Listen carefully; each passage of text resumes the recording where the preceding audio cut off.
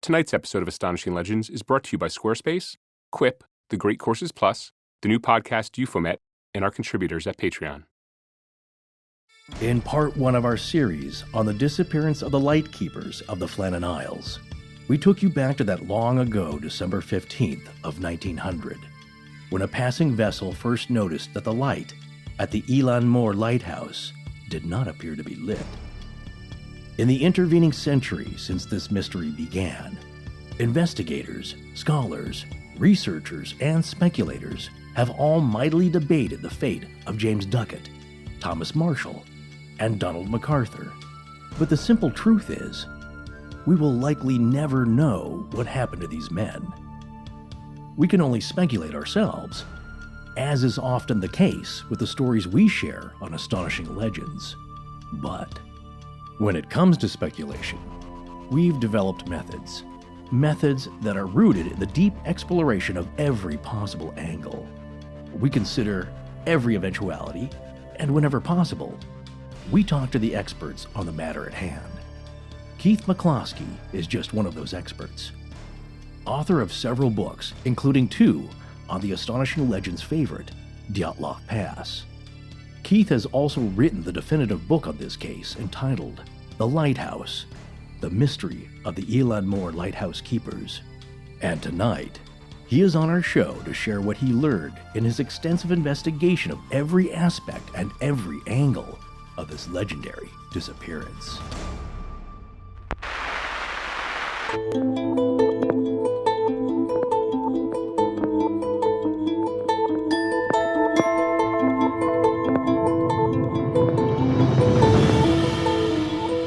Welcome back to Astonishing Legends. I'm Scott Philbrook, and this is Forrest Burgess.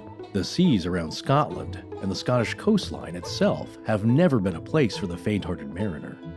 Keith McCloskey. Join us tonight for the final part of our series on the mystery of the missing Flannan Isles Light Keepers, with special guest Keith McCloskey.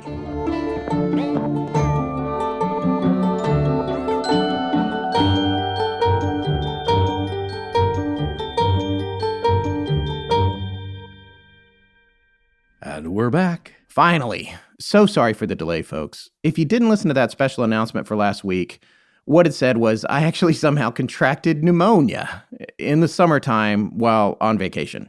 Bring out your dead!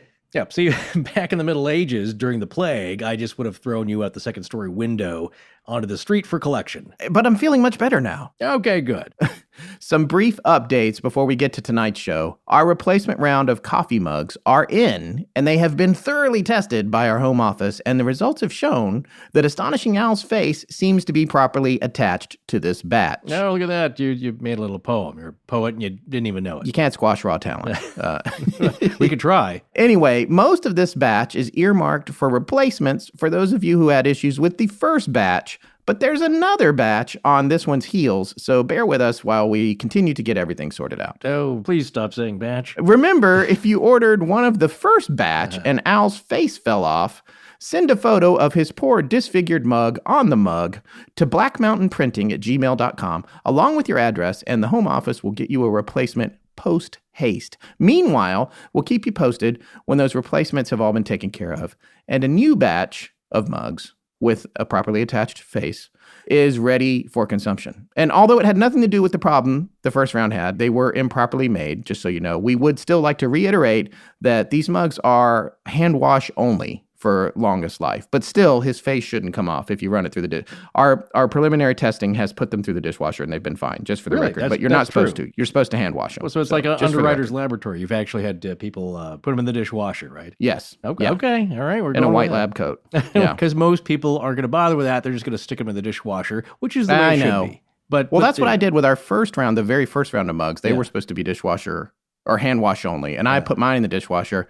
And it held up a long time, but eventually the graphics, the color changed on it. Yes, that's right. That's true. All right. Well, anyway, so we keep missing the boat on this next tidbit here, but we finally did it this year, and we registered Astonishing Legends for the Podcast Awards.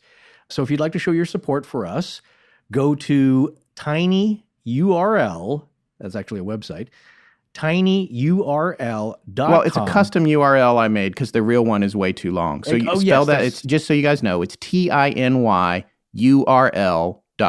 So go ahead for it. Yeah, exactly. Right. That'll take you to the website because the other one's too long. Well, tinyurl.com/AL podcast. There so you get go. to custom make your own URL. So I made it AL podcast because we'd already used Astonishing once and we already used the Legends once a long time ago.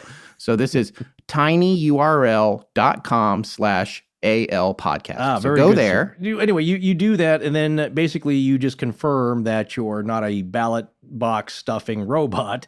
And then after you do that, you'll find us under Society and Culture, where you can vote to nominate us in that category. I know we don't really fit any categories because that's just how. Yeah, they still don't have a category for us. No one, or no for one many does. of our brother really. shows. Yeah, there isn't one. Yeah, but you'll see some other fellow podcasters in there with similar themed shows, so that's got to be the one, I guess. Anyway, well, whatever your favorite podcast is, go in there and nominate them, because we have a lot of friends that you'll see in there, and just show your support for the ones that you like.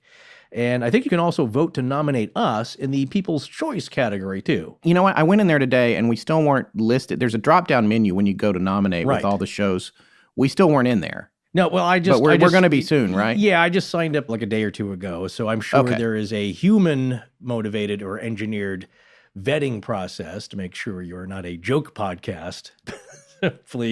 Hopefully we can pass the not a joke podcast stage and actually end up in the category. But if you don't see us in there, keep checking back and to see when we'll pop up. I did this morning. Like you said, we weren't in there yet. But just remember, though, if nominated, we will not run, and if elected, we will not serve. Well said. Right. I'm sorry, I don't know what politician or what era that would be. Probably I feel like it's a quote War. from that old comic strip that I used to read when I was growing up. That was the political one. Not Doonesbury? No. Not Doonesbury. The other one with the guy was like a hawk. He was a journalist, but he was a falcon or an eagle or something. Oh, vaguely. See, I think we read different papers. I don't know. I can't remember. Okay. Anyway, just remember, so if you want to vote for us, tinyurl.com/AL podcast. Two more things. Next week, we're going to be in Amelia Earhart's hometown of Atchison, Kansas, courtesy of the folks at Chasing Earhart. And there's a lot going on. Firstly, we have a fan meet and greet along with the guys from Generation Y, Aaron and Justin, on Thursday, July 19th at 8 p.m. at the Elks Lodge in Atchison. Talk about, this is going to be our most rural meetup of all time. We're going to be really out in the sticks on this one. And on Saturday, July 21st at 2 p.m. in the O'Malley McAllister Auditorium at Benedictine College, we will be part of an amazing panel discussion about Amelia's life, legacy, and disappearance. So if you can make that, please check it out. Yeah, and if you're unable to get there, you can find it online at Facebook, where it will be streamed live at Chasing Earhart's Facebook page. The event itself is free, just like the meetup, but they would like to have a head count. There's instructions on what to do on our website at astonishinglegends.com. You can go there, and there'll be links where you can RSVP. So it doesn't cost you anything, but they need to get a head count. So if you are thinking of attending, please do that for them, and they can get enough seats and refreshments and all that kind of good stuff ready for everybody. With regard to the panel, reservations are available for that at chasingearhart.rsvpify.com.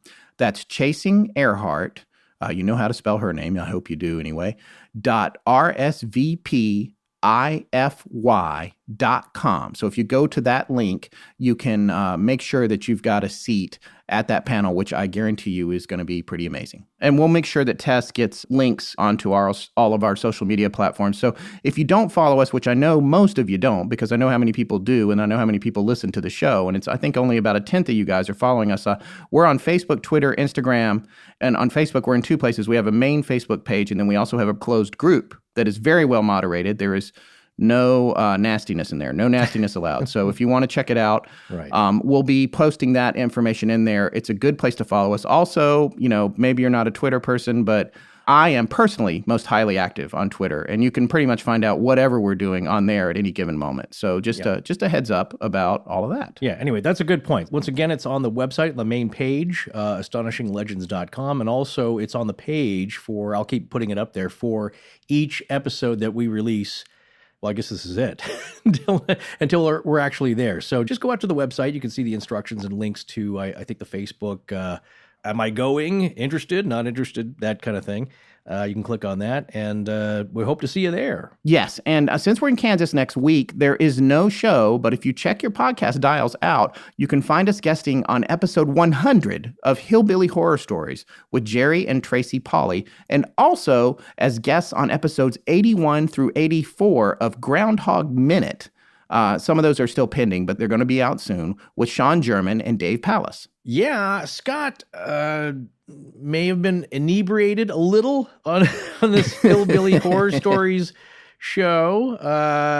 Anyway, I can just hear... Setting a bad example for the kids here. It's like our friend Travis. I just heard a lot of ice tinkling. And yeah. Not a lot. No, actually, it was a pretty lively and fun conversation that we had. And then, of course, as is Scott's tradition, he gets up and leaves in the middle of the interview like he did on the YouTube show. To refill my beverage. To freshen his beverage, and then I'm left there hanging, except I didn't. To be fair, I was doing that interview from a hotel room on vacation with my family. You're on vacation, yes. I'll give you right that. Before I got pneumonia. That was like the day before I came down with the early symptoms of pneumonia, which I will admit I had mistook for a hangover.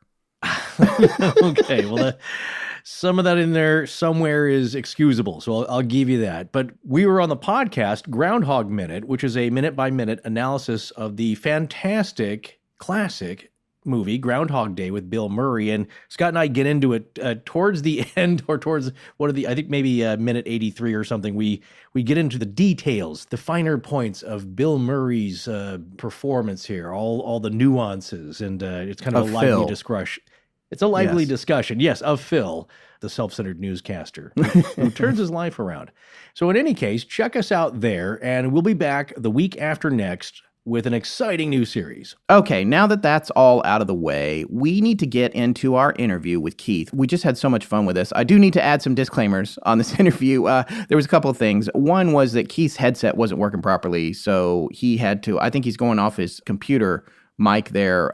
So there's a little bit more background noise than usual. And also, I was still fighting a pretty serious cough with my pneumonia, and I managed to mute my channel 99% of the time that happened, but there's a few that snuck through. Sarah did the best she could, our editor, to get them out, but you might hear one or two coughs in there. Yeah, so there's more pneumonia noise than usual. So more pneumonia noise than usual, and also there's a phone pinging, which I was going to blame on Keith, but we're pretty sure it was forced. It could be coming through the laptop. There's a lot going on here, folks. There's at least, but there's only 4 or 5 of those. We're making it sound like it's all through it. It's not really. Just ignore it, and don't pick up your phone every time you hear it in the interview. The interesting parts of the interview are captivating enough because Keith has actually been to the island, right? Yeah, it is pretty amazing, and he's got personal experience there. I mean, he's set foot on it, he's climbed around on it, he's been over there a few times, and that's really the kind of person that we want to talk to about a story like this, is someone who's been there, since we don't have the opportunity to go there, although in our future, hopefully we can travel more. That's what we're hoping on. That's the next step for I don't know if that's on the list, but I'd love to check it out. But Keith's saying already that probably the only way to safely get there is helicopter pretty soon. Nowadays, you'll hear that in the interview, the conditions of the place nowadays, and it is blustery, to say the least. Quickly, Forrest, I just want to remind everyone of some terminology real quick. If you hear it come up in the interview and we didn't take the time to explain it, you might remember from part 1, we talk about the NLB. That's the Northern Lighthouse Board, which is the governing body of all the lighthouses in Scotland. And they're still around. They're the ones that were in charge of the investigation and developing the lighthouses. And so if you ever hear Keith talking about the NLB, that's what that is. And just briefly, we're going to remind everyone the hierarchy of the lighthouse keepers, because there's almost a military type order to it. There's the PLK, which is the principal lightkeeper. In this case, that was James Duckett. We, in part 1, called him James Ducat, but after we heard Keith say Duckett, we're changing it and pretending we said it right the whole time. And then there's the ALK, that's the associate lightkeeper, who's next in line after the principal lightkeeper. The principal lightkeeper is like the captain of the ship. And then the lowest rank is the OLK, that's the occasional lightkeeper, and the associate lightkeeper in this story was Thomas Marshall, and the occasional lightkeeper who was on the island at this time was MacArthur, and he was an interesting character. You'll hear us talking about him, but he, is kind of an on-call guy who, in theory, should have only been there for a short period of time, but because the other existing lightkeeper had been out sick for quite some time, MacArthur had been there for several months, which was a long appointment for an occasional. So that's the PLK, the ALK, and the OLK, and then the NLB is the Northern Lighthouse Board. Exactly. And also, I tried to get the pronunciation right, but somebody who's actually Scottish, Louise Palmer, told us Eilean Mòr. So I think I was close. Anyway, so if you hear that in part one, just ignore that, especially when I say it really dramatically. Yeah, after you send the email to us about how to say things. Right. Thank you, Which, Louise. by the way, we love those, especially from people who are local to the areas we're discussing. No, so she was by the incredibly way, nice Don't about take that it, as a... Yeah, we love getting email. As somebody said, we're fond of getting the language right when we can. So No, I think that was her. She loves the way we say Edinburgh, too. So yeah, Edinburgh. Very good. Well, one last interesting thing I want to say before we get to it is that Keith had actually spoken to the last surviving lightkeepers from the Flannan Isles before they all passed away. So People that were there. Yeah, it's pretty exactly. amazing. And that's the true way you get some insight from the people who work there. So that's fascinating in itself. So there you go. All right, let's get to it. We would like to welcome author Keith McCloskey to the show. We're very lucky to have him on tonight. He is someone that we were pursuing from the beginning on this. It took a little while to get in touch with him. He has written a book called The Lighthouse. Keith, you're going to have to help me with the actual island name. I know I'm going to screw it up. The Mystery of the Eilean Mòr Lighthouse Keepers? Eilean Mòr. Eilean Mòr. It's known as the Flannans generally. I mean, Yeah. Eilean Mòr is the main island, but the whole group is the Flannans. And most people, I have to say, tend to know it as the Flannans.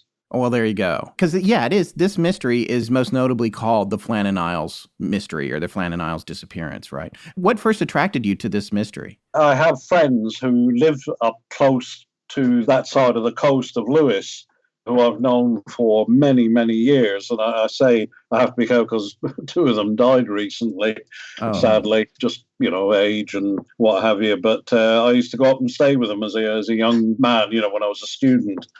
And that's when I first came across the story. I'd never heard of it before. And I more or less forgot all about it. And then years later, I happened to be in my local antique. There's an antique arcade here, and there was a book on mysteries. So I picked it up, and lo and behold, one of the mysteries was the Flannans, and I'd literally forgotten all about it. So this was after I'd been to the Dyatlov Pass. So I thought, well, this is a great follow-on. And so, especially with the connection that I had, with my friends having the place up there on the west coast of Lewis. So it all really came together from that. In some ways, it intrigues me more than Dyatlov, because I know the Dyatlov story is a strange one, but the thing with the Flannans is that the men disappeared completely, absolutely vanished into thin air. And Sure. That's what I found so compelling about it, that I always think there's more of a mystery if there's a complete disappearance, like you can find a body and you can make all sorts of conjecture about it. It could have been this, but if there's no body, you think, well, what happened to them? They're just gone completely. That's why I think it attracted me more as a real mystery, more so than Dyatlov. So I won't dwell too much on Dyatlov. We're talking about the Flannans here, but that's why I was really attracted to this story. Well, it's a compelling story, and your book is so well researched. The narrative structure of your book follows how we try to do every episode of our show, and I found it very enlightening. So I'm hoping that a lot of our listeners will go out and pick it up. What we should tell you here is, obviously, you're coming into part 2 of our series on this. And what we did in part 1 is we really covered the incident itself pretty thoroughly. So our listeners are already familiar with what happened. I think what we'd like to talk to you about is kind of the ensuing aftermath and the investigation and the theories surrounding the different possibilities. I know for me, and I can't say for you, Forrest, you can tell me, but I know for me, this mystery was something I was familiar with, but it was just kind of vague. It was out in the ether. And I think in my mind, I was one of those people that thought, well, it was a rogue wave. It's a rogue wave. And when we first started our show about 4 years ago, we had done some research on rogue waves when we were covering the Mary Celeste story. That's And- right, yeah. Yeah. Yeah. And I thought, well, that must be what happened. But once I read your book, I wasn't convinced that that was the real story or the whole story. Maybe it was just part of the story. So, what Forrest and I would like to do is pick up where we left off, which is sort of starting with Robert Muirhead's investigation and what his conclusions were when he examined the island and tried to come up with a solution. How would you summarize that? Okay, well, the first thing to note about Robert Muirhead's investigation is the fact that he was the only person who investigated it. There was no fatal accident inquiry. The fatal accident inquiry legislation came into being in 1895 in Scotland. Scotland has a lot of its own laws, as you probably know. But the FAI legislation came in 5 years before the men disappeared. So on the face of it, you've got three guys who are at a place of work, really, and something's happened to them, obviously. It's presumed they're all dead, and yet there's no fatal accident inquiry. There's no involvement by the police or any other party for that matter. It's like this company is in charge of, if you like, various installations doing a job of work, which is really what it is, whatever you have romantic notions you have about lighthouses. They're men who have to be there to put the lights on so ships don't go into the rock. So they're basically working in their place of work. And they're letting somebody from that company produce a report to say, well, I think this happened, and they probably are all dead. And they say, well, yes, thank you very much. We won't investigate any further. There won't be any legal inquiry either, or there's a fatal accident inquiry, but the Lord Advocate could have taken it upon himself to have looked into it further and said, we need to investigate this thoroughly, but they didn't, because I don't know if you're aware of all the documents that are in Edinburgh, but I've seen the document that came back saying, we've looked at all the documents and the outline you've given us of the case, and we have decided there's no need to look at this any further. So that was the one thing that struck me as highly peculiar. And Robert Muirhead was really, how would you describe him in a large factory? He wasn't the chief executive officer or the president. He was basically a step up from the men under him. I mean, it was a slightly different class, probably a middle class, as opposed to the working class men who were actually manning the lighthouses. But he was middle management, let's say, maybe a little bit higher than that. But he was entrusted with the whole thing. There's a few odd things that came out of it. When the telegram was sent to Murdoch, James Murdoch, the secretary of the Northern Lighthouse Board, he instructed Muirhead to get up there as quickly as he could and find out what had happened. And it was Murdoch who had, this is the chief executive, if you like, who decided he'd arranged for various men to be called in to man the lighthouse to get it going again from other stations. And then he literally took a complete step back from it. But I'll come on to him in a minute, because there's a bit more to that. And remember, this is Boxing Day, although in Dour, Scotland, everything stops for Christmas and doesn't stop. The celebrations, the holidays don't stop until the middle of February, almost is the way it seems sometimes. But so it was Boxing Day, 26th of December, when it was discovered that they were missing. So Robert Muirhead then head straight up to Lewis, which took him 2 to 3 days to get up there. You can fly from Glasgow in about an hour and 15 minutes now to Stornoway, but in those days he'd have had to make his way by train across to Oban and then make his way up either by sea to the west coast of Lewis or by train further north to, say, Ullapool, and then get across on the ferry. So it took him some time to get up there. When he arrived, the Hesperus was waiting for him on the other side of the island and took him out. And it's something that I've chewed over quite a bit, what he did when he got there. He searched the island, as you'll know. They all had a good look around to see if there was anything that had been missed or possibly find any clue. And then he started to write his report. I believe that he started to write his report actually on the Hesperus. I believe that he came ashore from the Hesperus and spent most of the day looking round. It's winter as well, so the daylight hours are short. I don't think he spent any time on the lighthouse. I think he was out on the Hesperus with Captain Harvey. Harvey had taken command of the situation until he arrived. But whether it's peculiar, because I get the feeling from looking at the documentation and what he says about it, that he must have formulated something in his mind about dealing with it very, very quickly, because the report was out, produced within 10 days from his arrival back in Edinburgh. He took everything with him from the lighthouse, documentation-wise, except the visitors' book. And you can go into conspiracy theories as to why that would have happened. But the visitors' book is usually, in lighthouse parlance in the NLB, it was called the stranger's book. Now, that book is the only thing that has survived from that day. Everything else has virtually disappeared that was actually in the lighthouse itself. But the visitors' book was always kept separately because, especially on a place like the Flannans, you hardly had visitors because it was such an awkward location to get to. Other lighthouses would probably get fairly regular visitors, and every person who came into an NLB lighthouse had to be entered in the book who wasn't working there. So that's the only thing that tells us, if you like, who had been out to the lighthouse since it was opened. The interesting thing about it is Robert Muirhead and his wife were on the Flannans they went out for the day on the 7th of December, 1 week and 1 day before the men disappeared.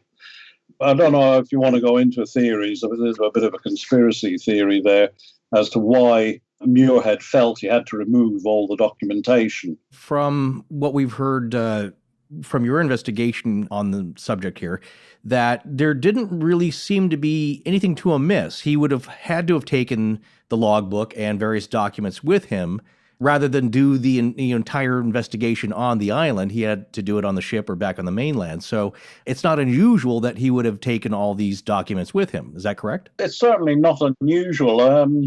But like I say, there is a theory about why he did so. You think, well, the logbook is a working document. Why not just see the pages that were relevant to the day the men were missing, right, and then have it taken ashore and placed back up there? But the trouble is, none of the logbooks have been kept. But that one in particular, you would expect it, as it was such an important document, to have had a pride of place might be the wrong word to use, but certainly right, such a prominent document to have been kept somewhere safe and nobody knows where it is. It's just disappeared. Perhaps in somebody's old collection in an attic somewhere, but it doesn't seem like there was any kind of cover-up, as a lot of people would say. And I think also you had mentioned previously, Vincent Gaddis in his book had inflated the claims made in the logbook, by saying the men were weeping and praying and during the storm. And you think that that's perhaps just to make it tremendously more dramatic, right? Yeah. Well, the weather records don't back up what Gaddis was saying anyway. And I probably wouldn't have had access to him when he wrote what he did. That particular day was building up into a very strong gale, but it certainly wasn't a storm to end all storms that would cause a man of 23 years of lighthouse experience, as Duckett was, to be weeping, and the rest of them praying. It's just, one shouldn't knock other people's views, but, a bit of dramatic overkill, I think. Hey, where are all those pictures of you in a Speedo at the beach in North Carolina? Well, for one, that didn't happen. You're making that up. And two, even if I had some family vacation photos or a travel log I wanted to post, it's too much of a hassle to post and to tag all the social media sites for all your friends and family. I think we're all grateful for number one, and I totally get what you're saying about item number two. I don't know about you specifically, but I know all of your family and, most of your friends would love to see pictures of your vacation and read about what you're up to for the summer. There's just too much stuff going to too many platforms. And once you post something, now you got comments and questions you have to answer in a bunch of different places. What you need is one place to post whatever you got going on and just direct everyone to that. And that's where having your own website comes in really handy. And there isn't a better, easier, or more stylish way to do that than with Squarespace. Because no matter what you're up to, whether you got your own business or you make art or music, or you just want to share your family adventure blog, Squarespace is a super easy and affordable way to do that. Look, if you could listen to podcasts, which you're doing right now, you can build your own website. Whenever I'm working on ours, if I can't figure something out, I just type in the question under help, and there's a step-by-step answer to show me how to do it. And if that still isn't enough for you, Squarespace's award-winning customer support is right there with you to walk you through it 24/7. They also take care of a lot of your other website needs, like it's already optimized for mobile viewing. You can buy your domain name from them and choose from over 200 extensions, and all with the creative freedom you need to make it look just how you want it. No matter how many social media platforms are out there, and no matter what you're showcasing, it's still really best if you have your own website. So don't wait. Head on over to squarespace.com/legends for a free trial. And when you're ready to launch, use the offer code LEGENDS to save 10% off your first purchase of a website or domain. Once again, that's squarespace.com/legends and use the offer code LEGENDS to save 10%. It's time to make that idea into a reality, even if it's just telling people what you're up to. But make it beautiful, make it stand out, and make it yourself with Squarespace. Forrest and Scott, thank you for supporting their sponsors. I'm Sam. Now back to the show. From the evidence that he had gathered, how is he forming, Muirhead that is, forming his conclusions? It's largely based on, of course, the damaged equipment that he found. The first thing he talks about in his report is the wind. He talks about that and then he dismisses it instantly. And I say this on any interview I've done with this. The winds are tremendously powerful. They can lift you right off your feet and carry you any distance. He talks about the wind, and the prevailing wind there is literally sweeping across the North Atlantic, so there's nothing to impede it. And then it hits the Flannans, literally straight on from the west, directly on. To make your way down on the island, to make your way from the actual lighthouse down to that west landing, you have to go into the wind coming from the west. What he says in his report is that it cannot have been the wind because the men would have had time to throw themselves down onto the ground before they reached the other side and were blown over it. What he doesn't mention is the fact that they would have had to have got there in the first place because they'd have been coming from almost, not quite the eastern side, but they'd have had to make their way down against the wind to have reached the west landing in the first place. And it seems a peculiar thing to talk about because one of the people that I've done that's really helped me research this book, I spoke to former NLB lighthouse keepers, including two that were on the Flannans. They're the only two left alive that have been on the Flannans. But another one, Alistair Henderson, has been a great help. And he wasn't on the Flannans, but he was telling me, and I say this in all the interviews, just to give people an idea of how strong the wind is. He's a big lad, Alistair. He's over 6 foot and weighs, at the time he told me he was weighing over 16 stone. And he was carrying a fridge. And the wind lifted him off his feet with the fridge and carried him about 10 or 15 feet. You know, so it shows you the power of the wind, what it can do. And that's one of the theories, but I'll come on to that later. But just coming back to Muirhead, so he dismisses the wind almost straight away. And then he goes into all the damage at the West Landing and, you know, the force that the turf has been pulled away from the top, which it undoubtedly was, the top of the island. That point there that he's talking about is 110 feet above sea level. So it's obviously been a massive wave that's hit it. The safety rails are all twisted and bent. I mean, you know the story. And there's ropes everywhere from the box that was up there, all scattered all over the place. Really, it's been a massive blow on that western side of the island. To me, he's bringing in that focus of saying, look at this is awful. And this is obviously what's happened. But having said that, he does say in his report, and he alludes to the fact that there were storms after that. And I mean, I'll come on to that in a minute with the weather models we did. So he does admit that particular damage may not have been the damage that was caused the day they disappeared, which it isn't. But he focuses so much on it. And the other odd thing is Joseph Moore, who was the first person to walk into the lighthouse and find there was nobody there. They could see the island was deserted when the Hesperus arrived. But Joseph Moore was the first ashore, first up to the lighthouse to start looking for them, thinking maybe they'd been incapacitated, but he found it empty. But it seems odd that he asks Moore to produce his own report to say what he found. And it seems peculiar. You would expect a man like Robert Muirhead to take all the witness statements and anybody else that may, have some kind of input and draw his own conclusions.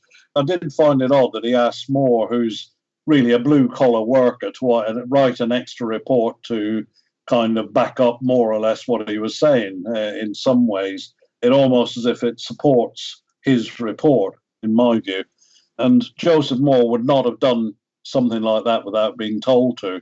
And I know the NLB will probably hate me for saying this, but the way it was in the NLB from its earliest days up until all the lighthouses were manned, where if you were a lighthouse keeper and you weren't the principal, you did what you were told. You didn't step out of line. I've been told that visits to the lighthouses by the superintendent or any other dignitary from number 84, as they called it, the head office, you didn't get spoken to, and you spoke if you were spoken to. That literally carried, that would have been no different in the 1960s to what it was in 1900 when the three men were there. It was very much master and servant isn't quite the best way to put it, but blue collar and white collar, definitely. Have you been in touch with the modern day NLB, and how have they treated you in terms of your attempts to get information, and how do they feel about your investigation? Well, this is a tricky one to answer. Very, very tricky. The NLB don't like inquiries about the Flannans. I mean, the NLB don't like inquiries full stop, but especially on the Flannans. From my talk with former lighthouse keepers, the NLB ones, any inquiries that came to a lighthouse had to be rebuffed and directed to number 84 George Street. You did not talk to anybody, especially the press or whatever. The lady at the NLB, who has now left, did try and help me as much as she could, I will say that.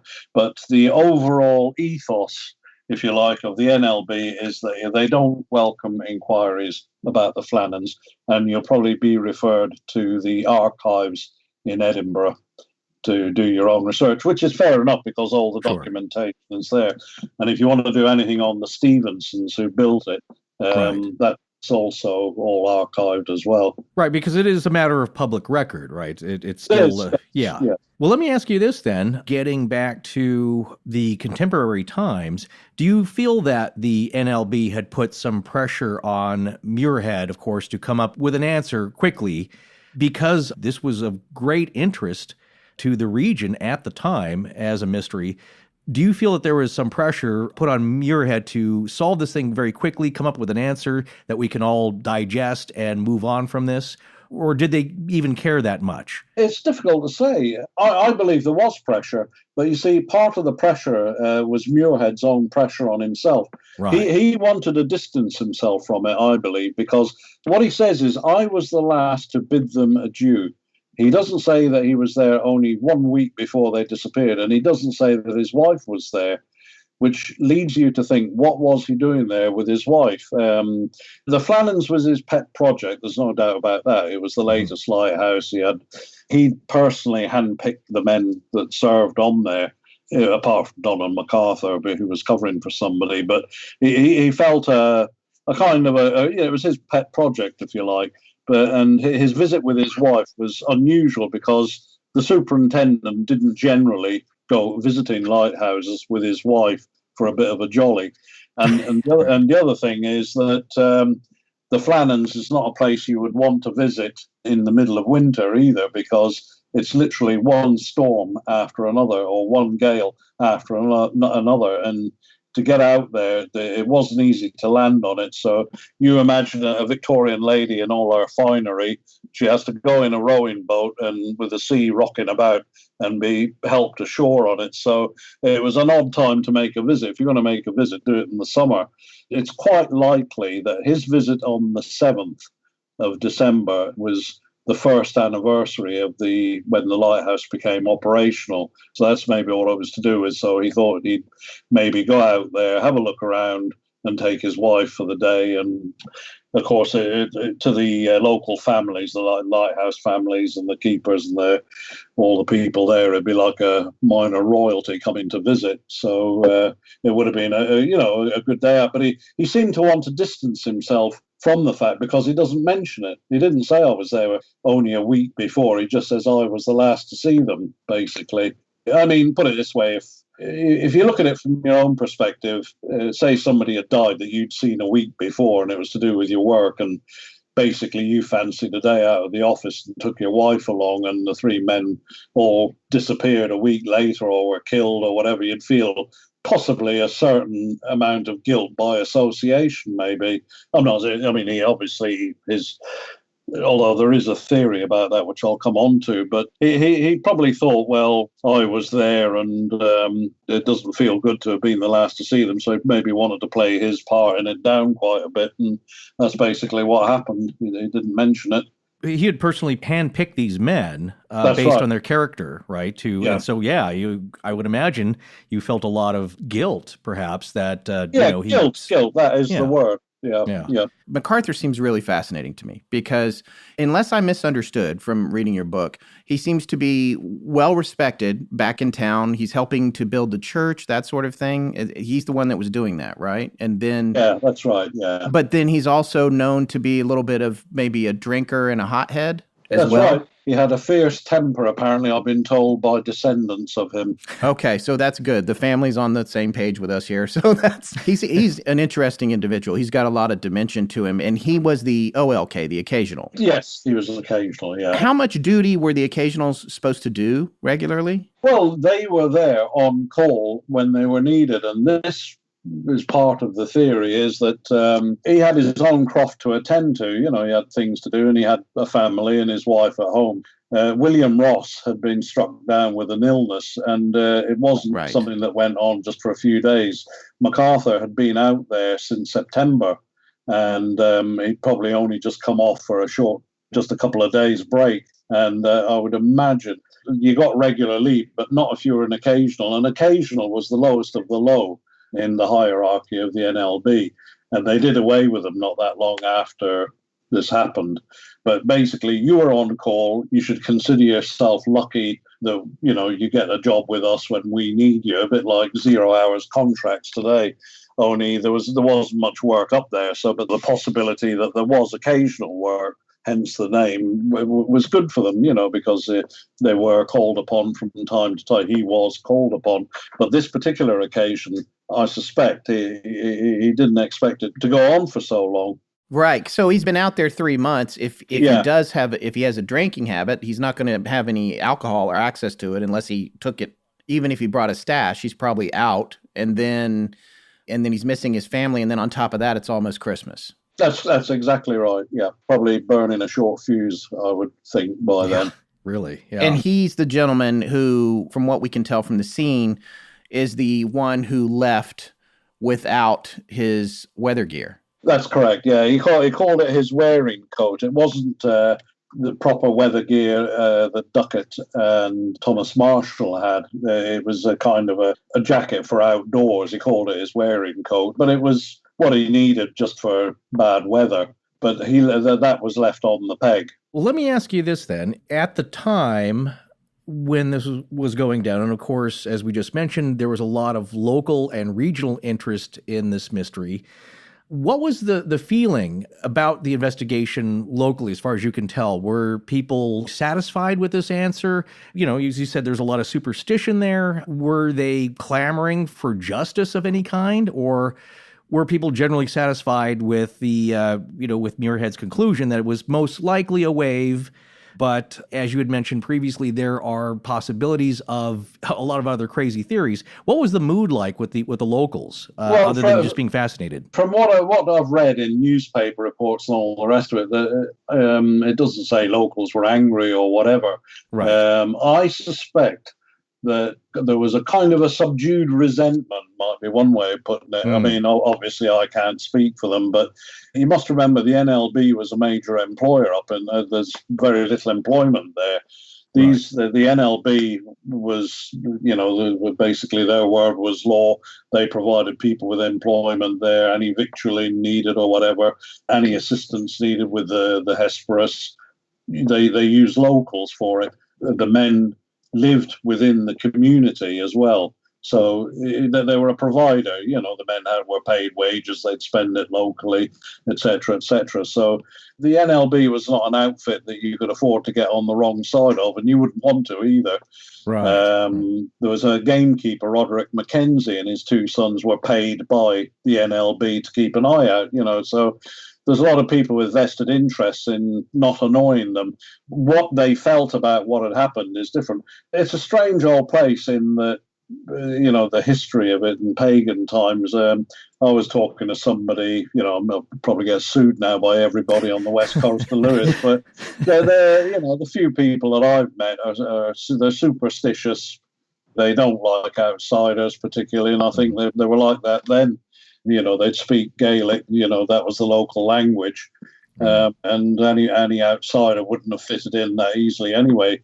MacArthur's wife, for instance, if I'm jumping ahead of myself here, there was a letter written by William Ross, which is in the archives, about her, saying if the NLB could see their way to, basically helping her get, she got a pension, obviously. Right. Though she wasn't entitled to one as he was an OLK. But to see if they could get her back down to Woolwich, to that part of Kent where her family was from, because she was, I don't think that she was treated as an outsider, but she'd come up with her husband because he'd been in the army and I believe it was the Royal Artillery. She'd met her husband down there and he'd come up to live up there and she'd come up but not knowing anybody. So she was alone with the kids, didn't speak the language that well. So William Ross, who had been the guy he was replacing, written a letter saying, can you please help her out, get her back to her own people? And there was no reply to that or anything. And the upshot of it all was, when I eventually managed to track down some of the descendants, is it looked like she stayed up there in the end, that they seemed to rally round her, if you like, happened to her husband. So she obviously stayed on quite happily, and their descendants are in Scotland now. So, oh, wow. Yeah.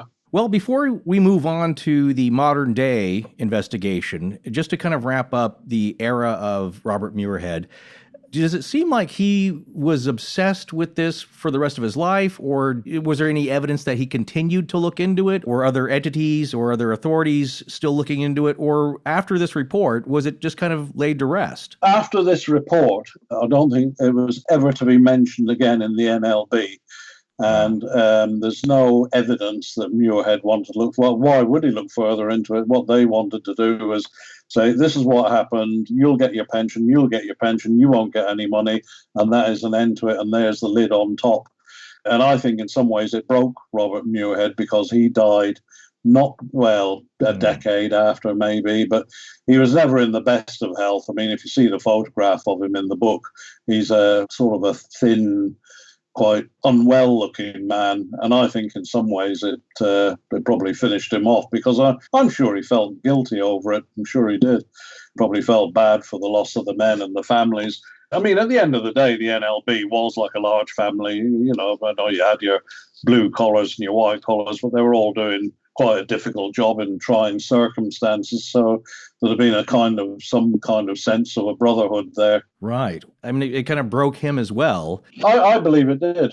I believe it did, because he died, I think it was 14 years later, and he had not been well. He'd been taking time off work at the NLB. He was also a councillor, a local councillor in Midlothian, but he was very ill, kept having to take time off work, go back, and more illness, and it was just a downhill run for him.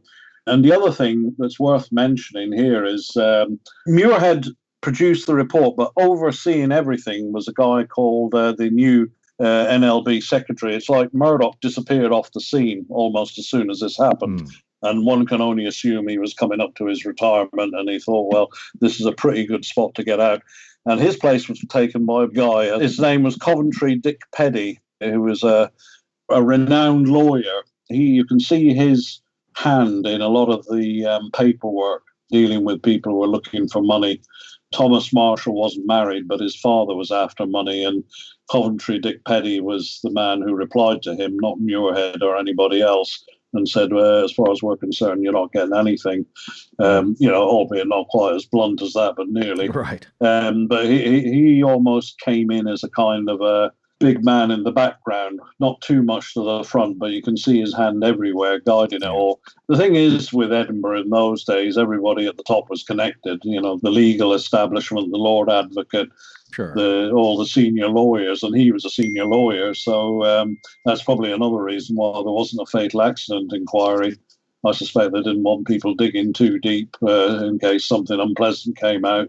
One aspect of it, which you probably know, is that Duckett had been fined for.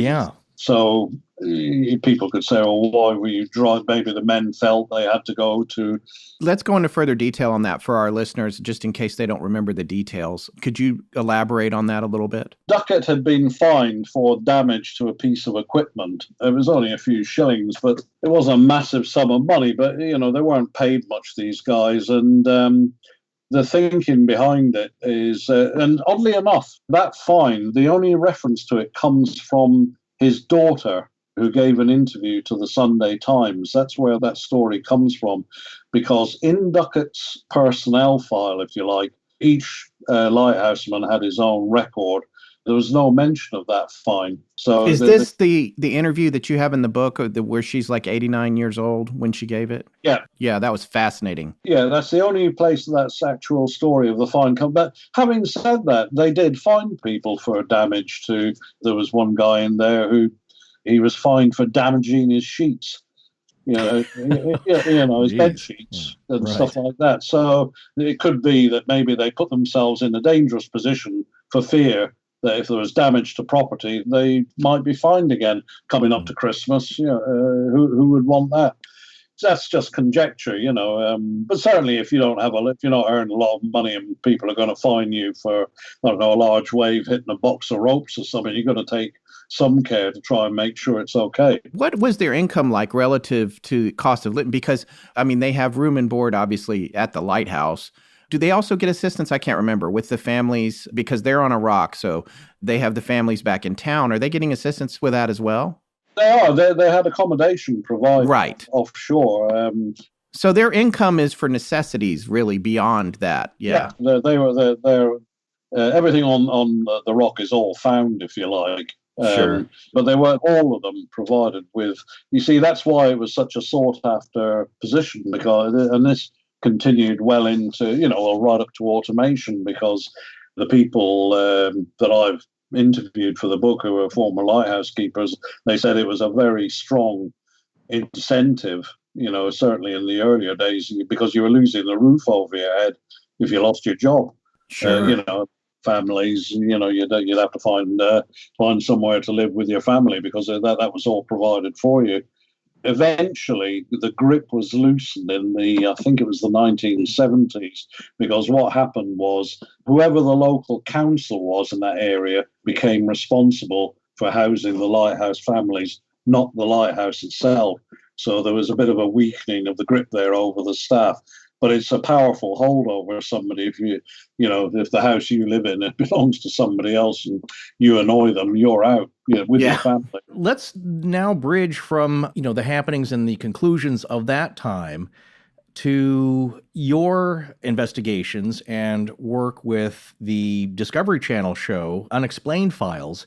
First of all, was there anything that had come up, like evidence-wise or new theories, or between the turn of the century and when you started working with the show and your research? And then, if you would, please take us into that experience as well. When you asked, did Muirhead ever investigate anymore? I meant to finish that.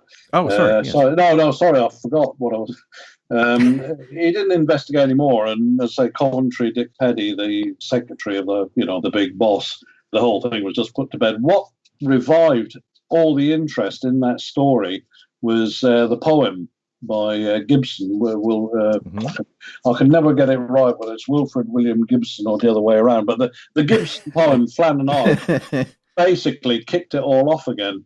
That revived interest in it. And And the trouble with that poem, it's a good poem, but the trouble is it brings in things that have now passed into, fiction has come into fact about the uneaten meal and the knocked over chair and all this sort of. There was none of that, but people believe it to be true because it's come from the poem. But that kicked it all off again. So over the years, the Flannan story, basically, it's been like a wave coming in, going out, coming in with a revival of interest. When Aldebert went out there, he was obsessed with the story. And as you know, he developed his own theory about what had happened with one man being washed into the water and the other guy running back up to the lighthouse. But which is plausible enough. But what you're asking people to believe there is one rogue wave knocks one guy in, the other one goes up, gets the other one, and then another rogue wave comes along and takes both of them.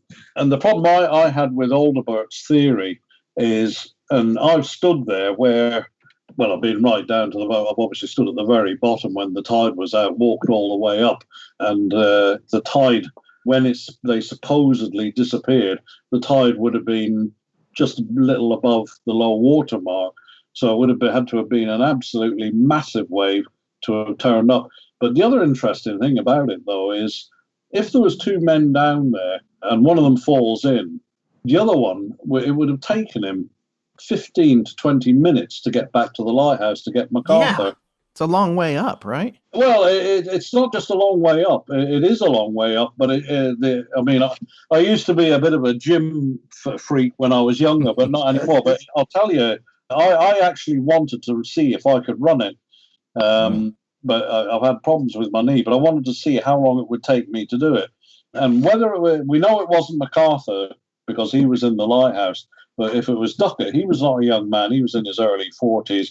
And Thomas Marshall was a big, strong, hefty bloke. So, sorry, guy, I'll say that again. You can say bloke. You can say bloke. Yeah. We can hit. It's just like the audience might wonder what the hell language this guy's talking about. So, for someone like that who's maybe 6 foot, 240 pounds, he's not going to sprint up there in 5 minutes. So it would have taken him the best part of whoever did it, whether it was Duckett or Marshall, would have taken him 15 to 20 minutes at least to have gone from the bottom up to the top, and then probably at least 10 minutes to get back down there. Right. And you'd think anybody in that time probably would have been swept under or whatever. That's the problem I have with that theory, because people tend to look at it and think, oh, you just pop into the lighthouse, I'll get some help. And you think that's going to be 2 or 3 minutes. It's not. It's nothing like it. It's really steep once you're up from the steps, and the steps are slippery and dangerous and very, very steep. So you've got to get up those first, and then you've got to go up a steep slope to get back up to the lighthouse. So there would have been a fair old bit of time lag in that. So you have to ask yourself the question, when the other two came back down, on Alderbert's theory, would this other person still have been in the water, or would he have been dragged under wearing all his gear? Yeah. It's not a bad theory. Is the water there on the western landing, does it continue vertical below the waterline? Yeah. Or it's completely vertical. In the way it is now, the steps have been, because it's been hammered for the best part of 100 years, well, 100 years plus. Those steps are gradually been, we were basically having to use rocks climbing skills to get up what was left of them. Very dangerous. And soon they'll be washed away. And the only way you're going to be able to get onto that island is by helicopter, unless you're a skilled mountain climber. They rise vertically up to 100 feet, 110 feet at that point at the West Landing. Wow. We were joking about how Quip is an electric toothbrush from the future. Well, I've been using mine for a while now, and I gotta say, it really does seem like Quip is a toothbrush from the future. I'm sorry, I don't. How do you know something is from the future if you've never been there? Well, for one, smart guy, maybe I can time travel. And secondly, how would anyone have a sense of anything being futuristic? Okay, valid point. Okay, well, the point is, Quip really is advanced. It's everything you want out of an electric toothbrush and nothing you don't need. It's got a sleek, compact, modern design, a gentle, vibrating cleaning action that signals you to switch to another area of your mouth after 30 seconds, and then goes right back into its holder that you can stick to your mirror or bathroom tile, which also doubles as a travel case. You're right. One thing I don't need is more electrical cords and charging bases cluttering up my bathroom counter. I also don't need all those gimmicks that just up the price on those other big-name brands. Those can get really expensive. Quip is a great solution for ongoing oral care because it's not just about the brush. It's also about your technique and routine, which Quip helps you with. First off, Quip is affordable, with brushes starting at just $25, which is the cost of just the replacement heads of some of those other brands. And then Quip helps your routine by offering a subscription plan for the dentist-recommended replacement of brush heads every 3 months for just $5.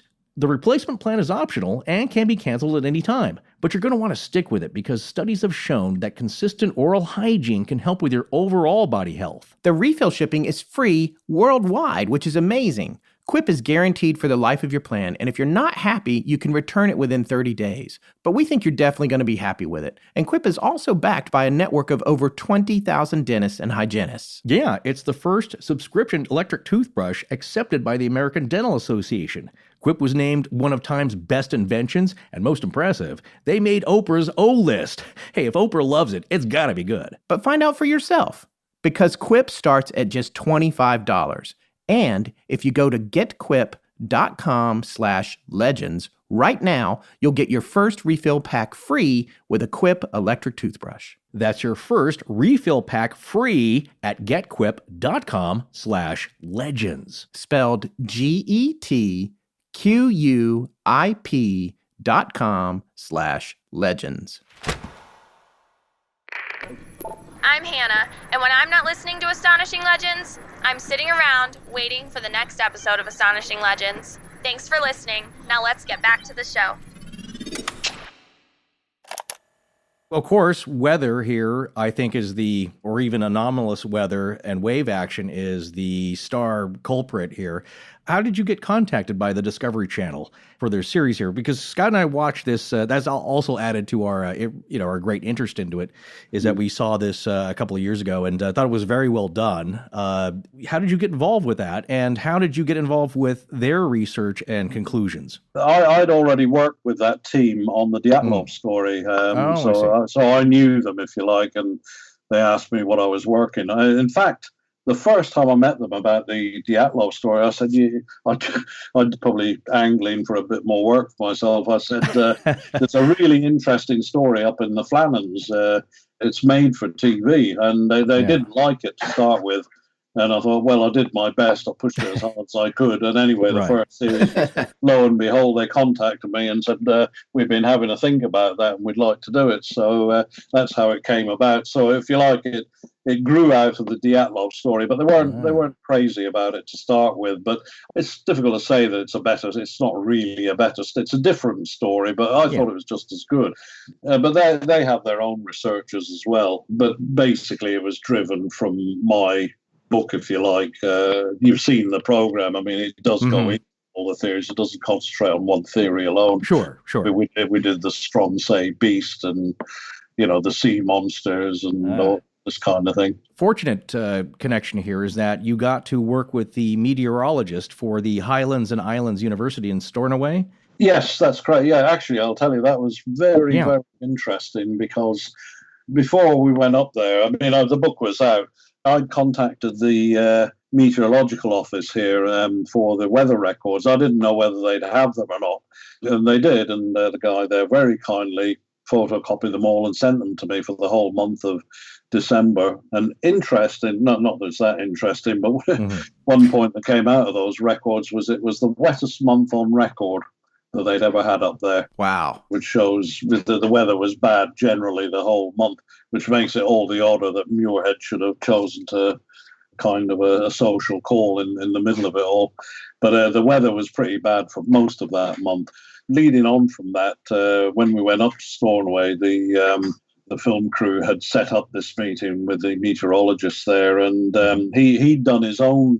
They had their own records as well that they'd kept going back quite a while, but he'd combined them all and run several computerized models with it. And it was absolutely fascinating to see what happened that particular day, because you can see the weather building up from about 9 o'clock, which tallies with what was on the slate in the lighthouse. Right. It was blustery to start with, but as the day wore on up to 6 o'clock, it built up to quite a strong gale, which sounds bad, but it's up there. That's like a normal sort of day. Right. But incredibly, though, what happened 2 days later was the whole weather system was building up to the Monday, the 17th, to an almost just a storm not far off a hurricane. Massively powerful one right over the Flannans. And he worked the graphics and it showed you the center of it coming until it landed right over the Flannans on the 17th. And that would have been pulling in waves from the west up to 70, 75 feet in height because of the prevailing wind is southwesterly and it generally tends to come around till it's almost directly west. But you've got this really powerful weather system coming in with gigantic waves, and not just one or two, but constantly. And that was what hit the Flannans on the 17th and caused all that damage. There were other storms later that month as well, but Muirhead does admit that the damage could have been caused later. But everybody tends to say it's obviously a big wave. Look at all that damage. But that damage happened 2 days after they disappeared. Let's talk about that. I mean, because that was the point at which you're like, wait a minute, how is this not coinciding? Because where's our neat little package? Where's our answer? Where's our mystery solved here? As a big wave came in. Can you elaborate a little bit more on that, on how the timeline doesn't exactly work? Well, the timeline doesn't work in two ways. I'll come on to the second one in a minute. But everybody who looks at it, who doesn't really delve into it, thinks that it was obviously hit by a gigantic wave. There's absolutely no doubt about that whatsoever, because the turf was torn away from all the grass at the top. That's 110 feet up. And I mean, I've stood on there and looked right down, and you think, my God, how could a wave reach up here? The thing, even say a 60-foot or a 70-foot wave has got tremendous force. That will hit, but the force of it will carry all the water up, and it'll be tons and tons of water, and that'll do plenty of damage. Up a 30-foot wave will almost double itself. A 70-foot wave will double itself almost. The damage is caused by the strike, because although the cliffs there are near vertical, they were almost right, but they're leaning back slightly, so you've got a slope for it to go up as well, albeit a steep slope. But the thing is, it didn't happen on the 15th. That's the whole point about it. It happened on the 17th, and the weather records, it was a massive, near hurricane force storm that particular day. And there was not worse than that day, but there was bad storms later on that month as well. They affected a bit further north, but it hit the Flannans as well. So any of that damage wasn't caused on the day they disappeared. You could say the weather was bad. This leads me into the second thing about the timeline. What Muirhead said in his report was that they'd had their lunch. He'd looked at the slate and he'd obviously looked at the logbook. They'd taken the weather recordings. They'd had their lunch. So 1 o'clock, say they sat down, started eating, bit of banter, a cup of tea, and then it's 2 o'clock. So at 2 o'clock, remember, this is the middle of winter. There's not much more than an hour of daylight left. And any of the light NLB keepers you speak to will tell you that any outside jobs you do early morning and get them out of the way. Afternoons are for sleep and doing stuff indoors. You didn't get up and go out down to the West Landing with less than an hour of daylight approaching to do work down there, because it was getting dark anyway. The light was fading. Right. I can't remember off the top of my head when the light, but certainly by 3:30 and within an hour and a half, the light would be gone virtually. You wouldn't be able to work properly. So why would you do it? That's the thing about it. So there was no real need for them. You could say, oh, well, maybe they were checking. They felt they had to check something, but it's highly unlikely they would have done that. And the other thing is, because it was December, the prevailing winds come from the west. So it would have been the east landing that they would have been using all the time, not the west landing. So There was even less reason for them to go over there. And the curse of any lighthouseman life on a rock is keeping the steps clear of seaweed and slime. And the general view from the lighthousemen I've spoken to is that with 3 men, it would take them all their time just to keep one landing free of all the muck. And that would have been concentrated on the landing that they used, which was the east landing. So there was no need for them to go to that side of the island. That would entail, so I'm not saying they didn't do any work on it, they would probably keep it ticking over, but it would not have been maintained as well as the landing that was in use. Right, because as you had said previously, there is one hard and fast rule with pretty much every lighthouse keeper, and that is when the weather is really bad, you lock the doors and windows and you do not go outside. Absolutely. Yeah. There's the rule that somebody has to be within the lighthouse all the time. Sure. Obviously, in an emergency, that might get overridden. But the point is, why would you go outside in foul weather, high winds, driving rain? You just stay in, you just batten down the hatches. There was always plenty to do inside anyway. But the afternoons were generally a quiet time. You'd have your lunch. Whoever was going to be on duty that night while the light was on would get his head down, and the other two would probably read a book or just try and relax. So the main 2 points here, the takeaway is that from these computer models set up with the data, and I want to stress this as well, is that the reason they have such great data, whether from 1900, is that that was part of their job, to keep accurate and detailed records of the conditions at all times. Yeah. So you have good data to work with, and then running that through with the meteorologists at the college there, and through a computer model, you can get a very accurate idea of exactly what's happening on those days. And so the takeaway here is that, one, there was bad weather, bad enough for them to take note of it on the 15th. However, not bad enough to have caused the damage that was seen 2 days later. So I'm correct in that summation. Yeah. That's right.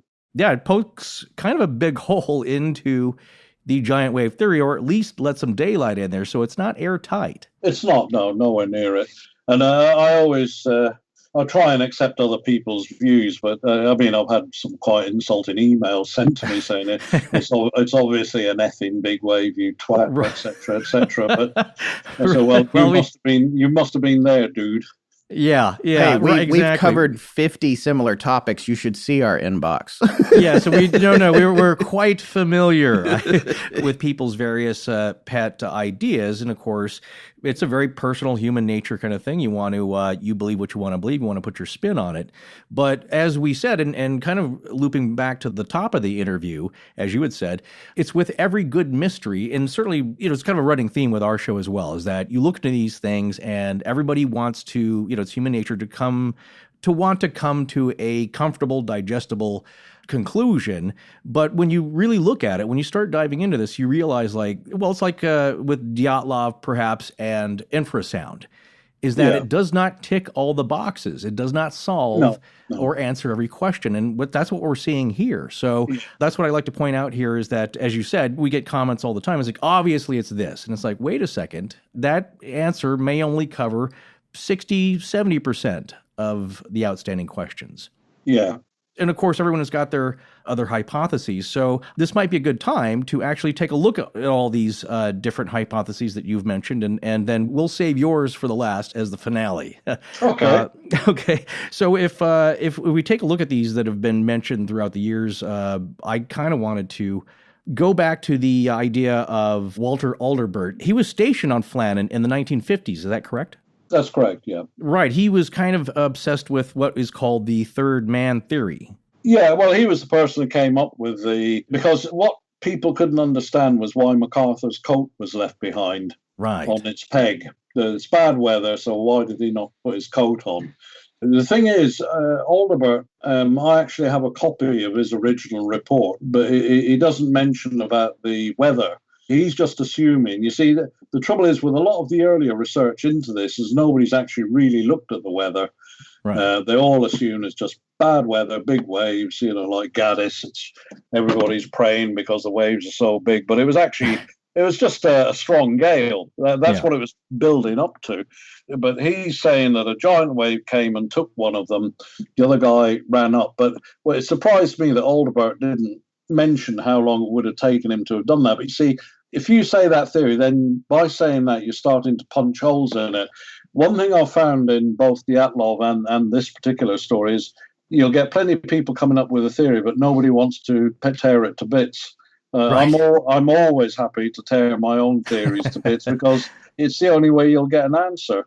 You've got to keep an open mind. Once you say, oh, well, you try and dismiss criticism of it. It's, oh, well, that couldn't have happened or whatever. It's got to have been this. And I'm afraid to say I think that's what Alderbert's doing there. He doesn't take into account the fact that, okay, you're pumped up with adrenaline, but like I say, Duckett wasn't a young man. If it was him that was running back, it would have taken quite a while. But then Alderbert's asking you to believe that then another big wave comes and takes the other two. To me, it stretches the credulity of it. We agree on that. I think it's you're asking maybe a little too much out of that hypothesis. Yeah.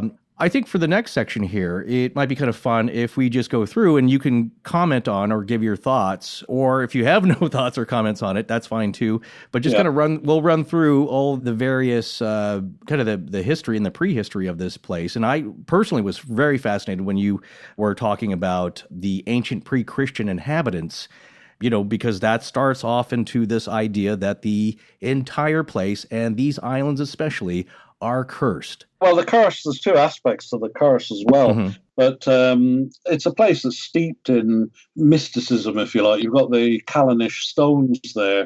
These are from pre-Christian times, and I've been to them. It's quite interesting, but they're, I don't know, mini Stonehenge, if you like. But right. It's believed to be with the worship of the sun. To be clear for our listeners, those are on Lewis, not on the Flannan. Yeah, sorry. No, that's okay. I just want to make it clear. Yeah. The belief is, the legend has it, is that these were used for human sacrifice in those pre-Christian times, and that the dead, once they had been sacrificed, were taken out to the Flannans and offered to the gods out there. So it became a place of burial, and there's stories of bodies being put on pyres out there and used as a kind of a burial place and used for offerings to the gods.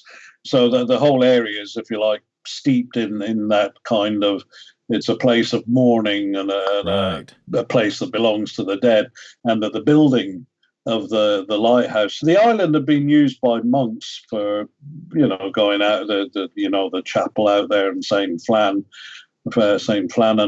Yeah. The monks doing retreats out there, and there've been people hunting fowl going out there. Sheep herders used to go out there, but they were all transient. None of them ever stayed there. But it was felt that the lighthouse disturbed the sanctity of the island. You had permanent inhabitants. You had this object poking up into the sky, offending the sky gods. And the story, and there might be some truth in it, when Joseph Moore walked up to the lighthouse that day when he set foot on the island, there's the story of the three birds, the three large black birds that were on top of the lighthouse. Right? Isn't that in the poem? Yeah, no, but I think that the poem took that from Joseph Moore's, because that story was doing the rounds. Okay. Doing the rounds on Lewis. They were fairly superstitious folk. And the thing with Joseph Moore, he was very superstitious. He used to have now I can't remember what it was, but he had a lucky charm with him everywhere, and he'd forgotten it this particular time when he went out. It's a known fact that he felt his life was cursed from that day that he set foot in that lighthouse. And Muirhead refers to him in, his report and in further correspondence that he's going to have to remove him because he was so agitated at staying on the island. And they did remove him once the lighthouse was back, because he was close to a nervous breakdown. Yeah, he had to stay till March, though, right? It was like 3 or 4 months, wasn't it? Like a little while. But you remember this guy, one of the replacements there, died falling from the lighthouse 4 year after. They did quite long stints on him, so 3 months is nothing really. But Muirhead wanted him there to. Sorry, I may have given the impression he was pulled off immediately. He wasn't, but... No. I remember reading it in your book, and I remember thinking, as bad as he clearly felt, that 3 months must have felt like an eternity at that point, I would think. I don't know. In lighthouse posting terms, that's just a long weekend. Yeah, sure. Especially on a rock posting, you wouldn't want to stay there too long anyway, but some people are on some postings 4, 5, 6 years. Yeah. Right. Well, have there actually been bones have been found on Eilean Mòr, or is that just more of folklore? Bones have been found in Lewis. I see. There's the story of the little people there who were, these were in pagan times, who were... Was this the Lustburden? Yeah, Lustburden, yeah. But they were malevolent. The bones were supposedly to have come from them, but people have examined them and found them to be foul, or FOWL as opposed to FOUL. Right. They were kind of foul people too. I mean, supposedly from the tradition, right? But they were malevolent, quite nasty. But that's the legend. But you have the image of this whole area is where people die, where people were sacrificed, where people were burnt on pyres. Right. It's a very negative, unpleasant view of the place. And then you got this tribe, if you like, of the Lustburdens, who were quite unpleasant to outsiders as well. It's got a real anti-feeling to it, the whole thing. It wasn't a benign place, if you like. Was there a legend that they had hanged one of the first missionaries, one of the first Christian missionaries that had visited? They did. Apparently, he was supposed to be a kind, gentle person who would help anybody, and these Lustburdens hanged him on a hill because they didn't particularly like him. So you could describe them as a tribe who, no matter how you tried to get on with them, if you like, that they attack you, which is what happened to him. I mean, but it's all legend. That's the thing. It's no proof of that happening. But the thing is, the legends have come from stories, and it's all been passed down by word of mouth. So, and generally, there's no smoke without fire. Yeah, exactly. We say that quite a bit too. There's often a kernel of truth within these legends. Yeah, within it, and so you still have this impression of the place of being a place where outsiders aren't welcome. And the thing is, with these three lighthouse keepers, they slot right into that category. Three outsiders, they've built this thing going up into the sky, offending the sky gods, and three guys who are not from these parts. They were from the mainland, and they wouldn't have been welcome. I'm not talking about the locals on the island in the 1900s, but the whole thing is if you're looking at it from a supernatural point of view, if you like, that these people were not welcome, and they disappeared. Was there any connection, I was going to ask you about, talking about clergy, the island's namesake, and I'll attempt this here because I've been practicing it, St. Flannan Isle. Yeah, well, there's truth in that, because that chapel that he used to do his retreats on, if you like, is still there. I've actually been in it, and it's incredible that something like that can last from the 7th century. It's just stones piled on top of each other, and yet there's a room inside it. If you go in, you bend down. It's almost about 200 feet away from the lighthouse itself. You can see it in the pictures. So, so it was a place of retreat for Irish monks. And obviously he's the one that's associated with it. But a lot of the Irish monks were coming up from, well, what you would now call Ulster or Northern Ireland. They were dotted around a number of the islands there. St. Kilda is another one that's further south. So that it wasn't just that particular island that they were coming to, but if you like, they were spreading themselves out and about. But St. Kilda is another island that has these, the monks going there and carrying out their prayers and retreats for long periods of time. But how they could have survived, it's a really bleak, lonely place. Right. But his retreats there, I think, as you had mentioned, were revealed. And so you have this transitional time between pagan beliefs and the first Christian influence. Yeah. His presence there and his legacy adds a lot to the mystery of the island and the mystique and the reverence there. If you like, you had the pagan thing of people being burnt on pyres and funeral pyres, and then you have, if you like, the Enlightenment coming with St. Flann. There's a good side of the mystique coming in as opposed to the bad side about old ideas. But there's still that association, though, with the holiness. Of the place being very special with certain powers, if you like. It was a place where you went to cleanse yourself almost. Cleanse yourself in fire, cleanse yourself in prayer. And even then you have the lighthouse as maybe even an intrusion on that. Well, it is an intrusion. An eyesore isn't the right word. I mean, lighthouse. Right. No, it's actually kind of nice A look to look lighthouse at. can be quite a beautiful thing, but I've seen one picture of the helipad there and the lighthouse. I mean, because obviously it's automated now, but engineers go out to maintain it once every few months and just give the buildings a once over. But there's a picture I've seen taken from another helicopter of the helicopter on the helipad. You've got the lighthouse up on the top, and then you've got this stone chapel in the middle of it all. It looks like some Hollywood film set where we do the helicopter shots over there, the lighthouse shot from the 1930s there, and the 7th century scene here. It's just so bizarre to see the three things together. It's really weird. How many things have lasted from the 7th century anywhere? Let alone there, and it's just bricks and stones on top of each other. Right. I was going to say, so then in 1703, Martin makes a chronicle of, I guess, the anthropology or the local customs and folklore there of the Hebrides.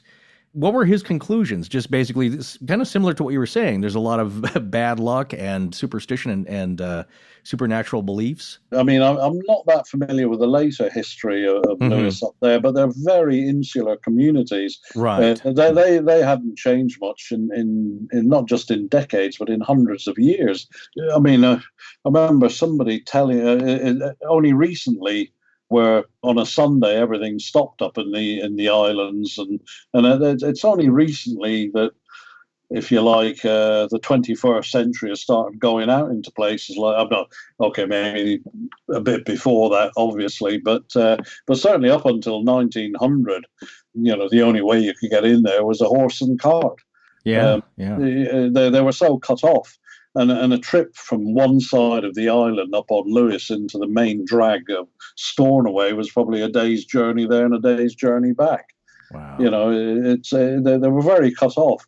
Okay, cars were coming in, but by the turn of the last century. But certainly, while the lighthouse men were there, the place hadn't changed much. In a couple of hundred years. That brings me to my next point. You had mentioned when you were talking with Soraya, it's the area of the film Wicker Man, which I know I'm sure we have some fans out there in our listening audience who know exactly what I'm talking about. A 1973 movie where Christopher Lee is Lord Summerisle, and the whole area is a mystical, again, still holding on to these pagan beliefs. I thought it was a pretty good film, actually. It was. I mean, it's set up there, but the actual filming for that was done down in Dumfries and Galloway, which is much, it's further south.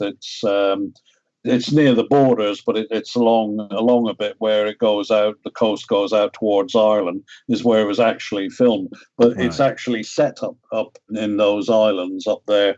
And there was a remake of it with Nicolas Cage. Yes, as well. Not quite as good, but still entertaining. But it's the same idea, this idea of sacrifice and renewal. And sure. I mean, I thought it was a great film when it came out. But I don't know how they put that film together, but the idea of people being sacrificed on pyres on the Flannan Isles maybe gave them the idea for it. Yeah, quite similar sort of thing. Well, let me ask you this, and not to get you in any kind of trouble, but do you think that there is still some practice of some of these pagan rituals in the area today? Or do you think that that's possibly, maybe it's a little inflated for the 70s and the movie and the drama of it, and it's pretty much died down? Or do you get a sense that there's perhaps some, I guess the term now would be neo-paganism, going on in the area today? It certainly wouldn't surprise me to find that things like that were going on up there. Definitely. A couple more things about the curse that I found fascinating is that, of course, I think we may have mentioned this in part one, is that the Archtor or the Arctur, the ship that had passed by, nearly, runs aground or hits a rock, almost sinks less than 48 hours after passing the island. Yeah. Yeah, Right. I was amazed when I found that because I wanted to find out what had happened to the Arch Tour. Eventually, I mean, I always like delving into the bits and pieces of a story, and I found when I was digging around, and it had Inquiry Arch Tour Captain, and I was absolutely astonished to find it was on that journey. It was amazing. Past the Flannan, seen that the light wasn't on, gone round the top of Scotland and come down, and then nearly sank when it hit the rock. All on that journey after passing the lighthouse. And of course, it disappeared 12 years later. Yeah. Yeah, just vanished. There's still no trace of it, right? No trace. Everybody on board disappeared with it. Who was the captain of the Arch? Harvey was the Hesperus, wasn't he? Holman. Yes. Right. Was he on it when it disappeared or not? No, he wasn't. Okay. No, it was another master. But actually, Holman came very close to losing his master's ticket after he'd left. I think it was a third officer taking on the bridge, taking all the readings, the soundings, and he got it wrong. But the master takes responsibility, but he held on to his ticket, whereas a lot of people felt he shouldn't have kept it. But he wasn't on it when it disappeared. But oddly enough, I was looking at the list of people that disappeared. There was quite a few of them from up there, from northern Scotland on the ship that had gone down. Well, I say gone down, it disappeared. It's only assumed that it had a cargo of phosphate and just disappeared in the storm. But whatever happened, anyway, it went. that was it. And no theories at all, really, of what happened to it. No, not really, in the sense that somebody, I can't remember which port it came out of. Was it Norfolk? Over on the west coast of the USA east coast. Yes. So it was seen heading out to sea, and that was the last anybody ever saw of it. And when it didn't make landfall on the other side of the Atlantic, search parties were, vessels went out, but nobody found a trace of it. But there had been a storm, so it's assumed that it disappeared. Yeah. Well, before we get to your own personal theories, which we've been teasing throughout, I thought it'd be fun if we go through, I guess, the more outlandish and possibly way out there theories, and then you can give us a comment on each one if you have one. Yeah. So the first one, of course, and what's funny is because of we covered the Mary Celeste, the giant squid theory, or the Kraken, or even an out of bounds Nessie. The Stronsay beast. What is that name there? I'm not sure if I'd heard that before. That's a large sea creature that was found up in Orkney, and people say it was a basking shark, but it was a massive creature that was rotting away, and they called it the Stronsay beast, but it was believed to be So what they were trying to do, for the Discovery Channel, was to try and focus on that if we could. But it implies that there's several large sea creatures, and there's been supposedly one or two sightings. There was a sighting of a large sea creature from a German vessel, but nobody's ever caught one or, given us a good photograph, an unphotoshopped photograph of one.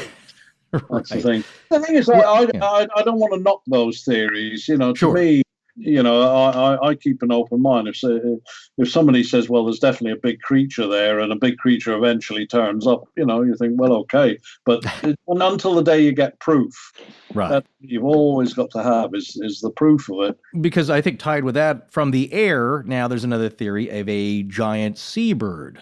There's the seabird, there's the sky gods turned them into birds. The sky gods may have come down and taken them.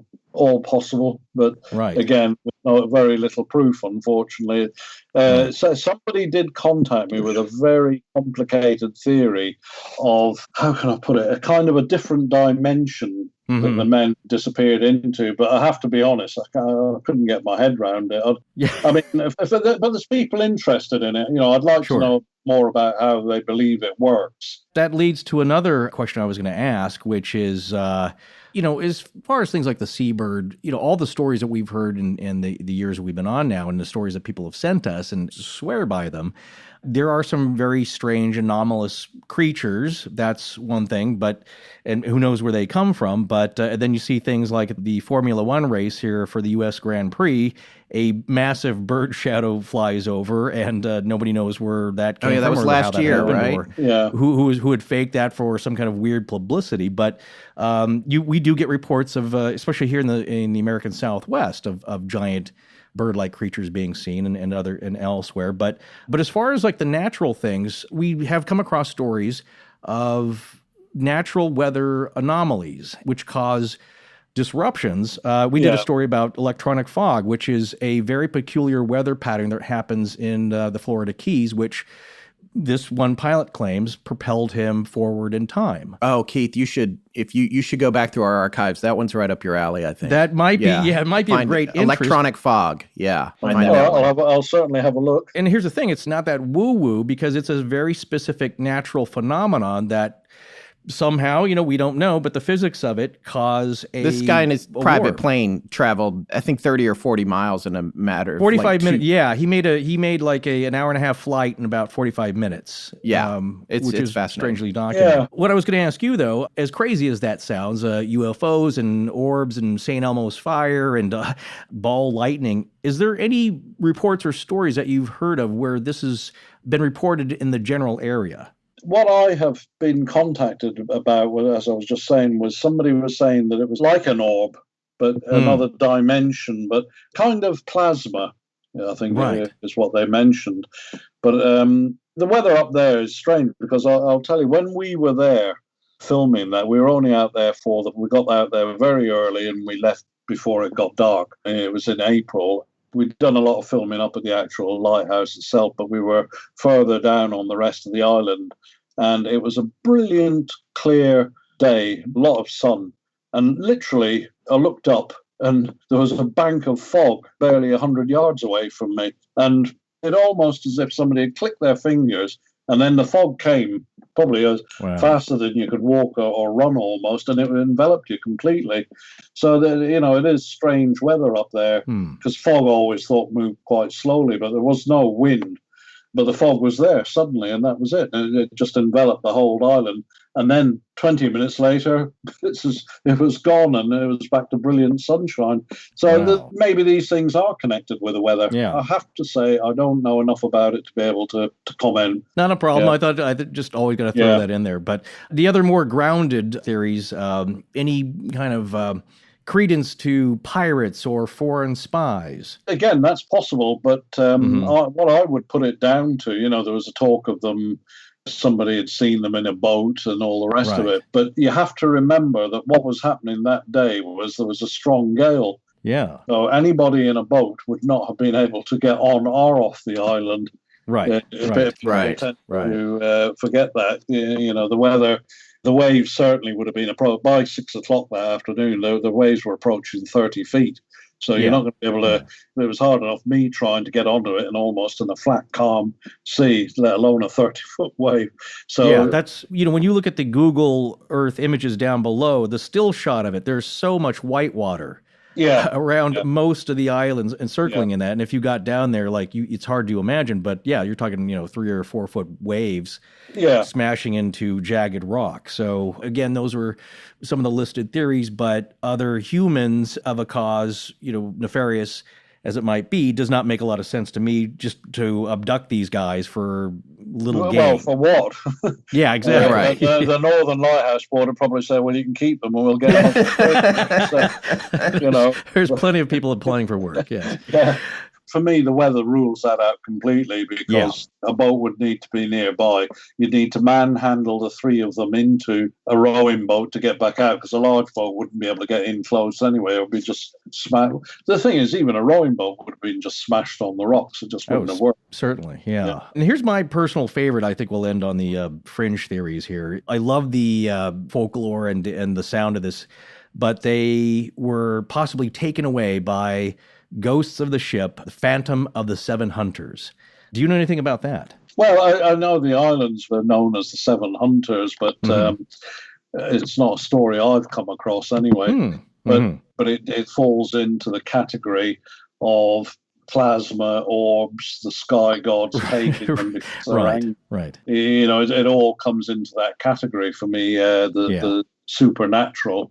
And like I say, if there's you probably need somebody more qualified on that area to speak on it than me, because it's not something I've gone into very deeply, I have to be honest. It's just part of the folklore of it. Of course, as with all these missing ships or abandoned ship stories, the idea of a ghost ship is just so cemented in people's psyches.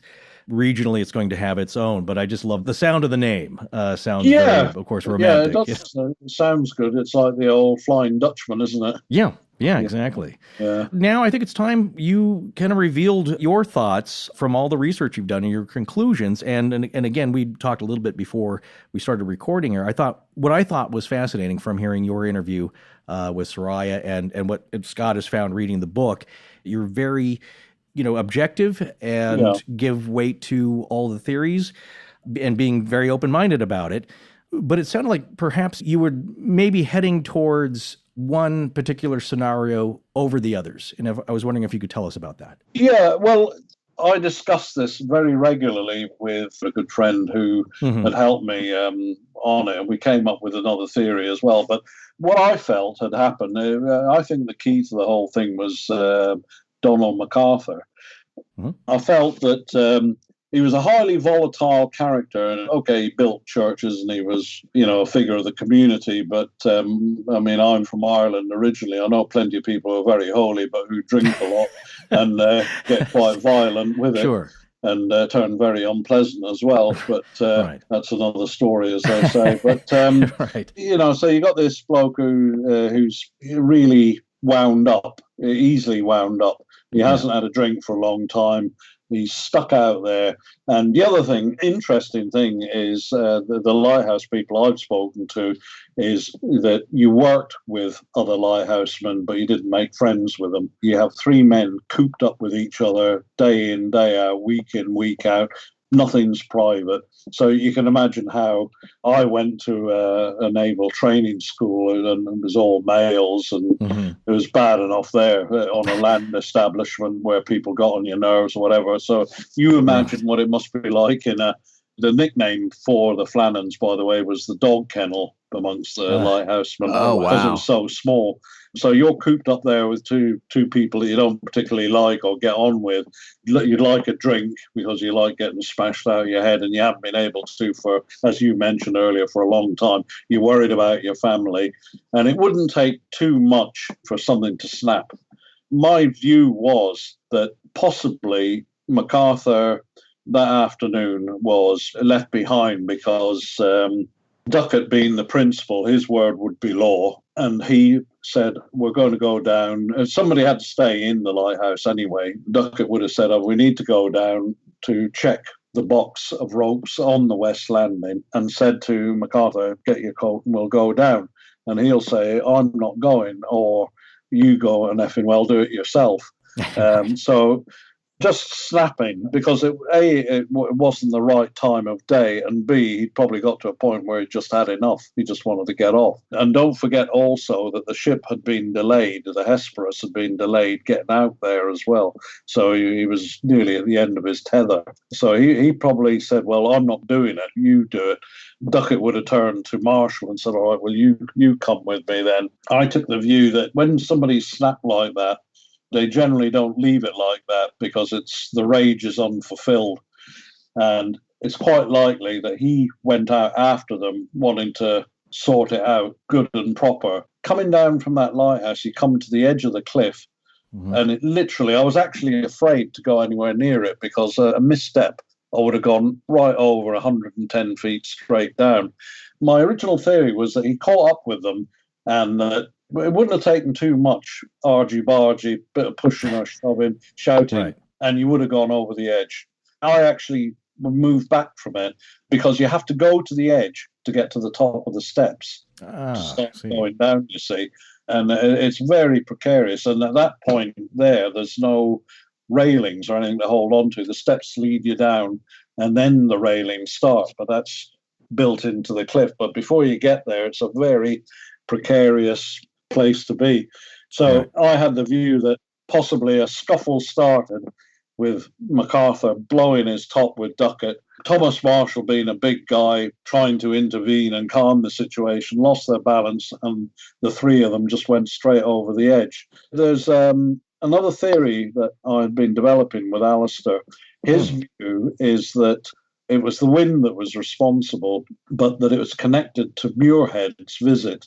And the reason for Muirhead trying to play down his visit there with his wife was that he arrived on the 7th, and being a visit of virtual royalty from head office, Muirhead had asked Duckett and the men to be available for him to, see the station, take a few photographs. We've got that photograph of them all together. And then they would have a meal, and then he'd leave.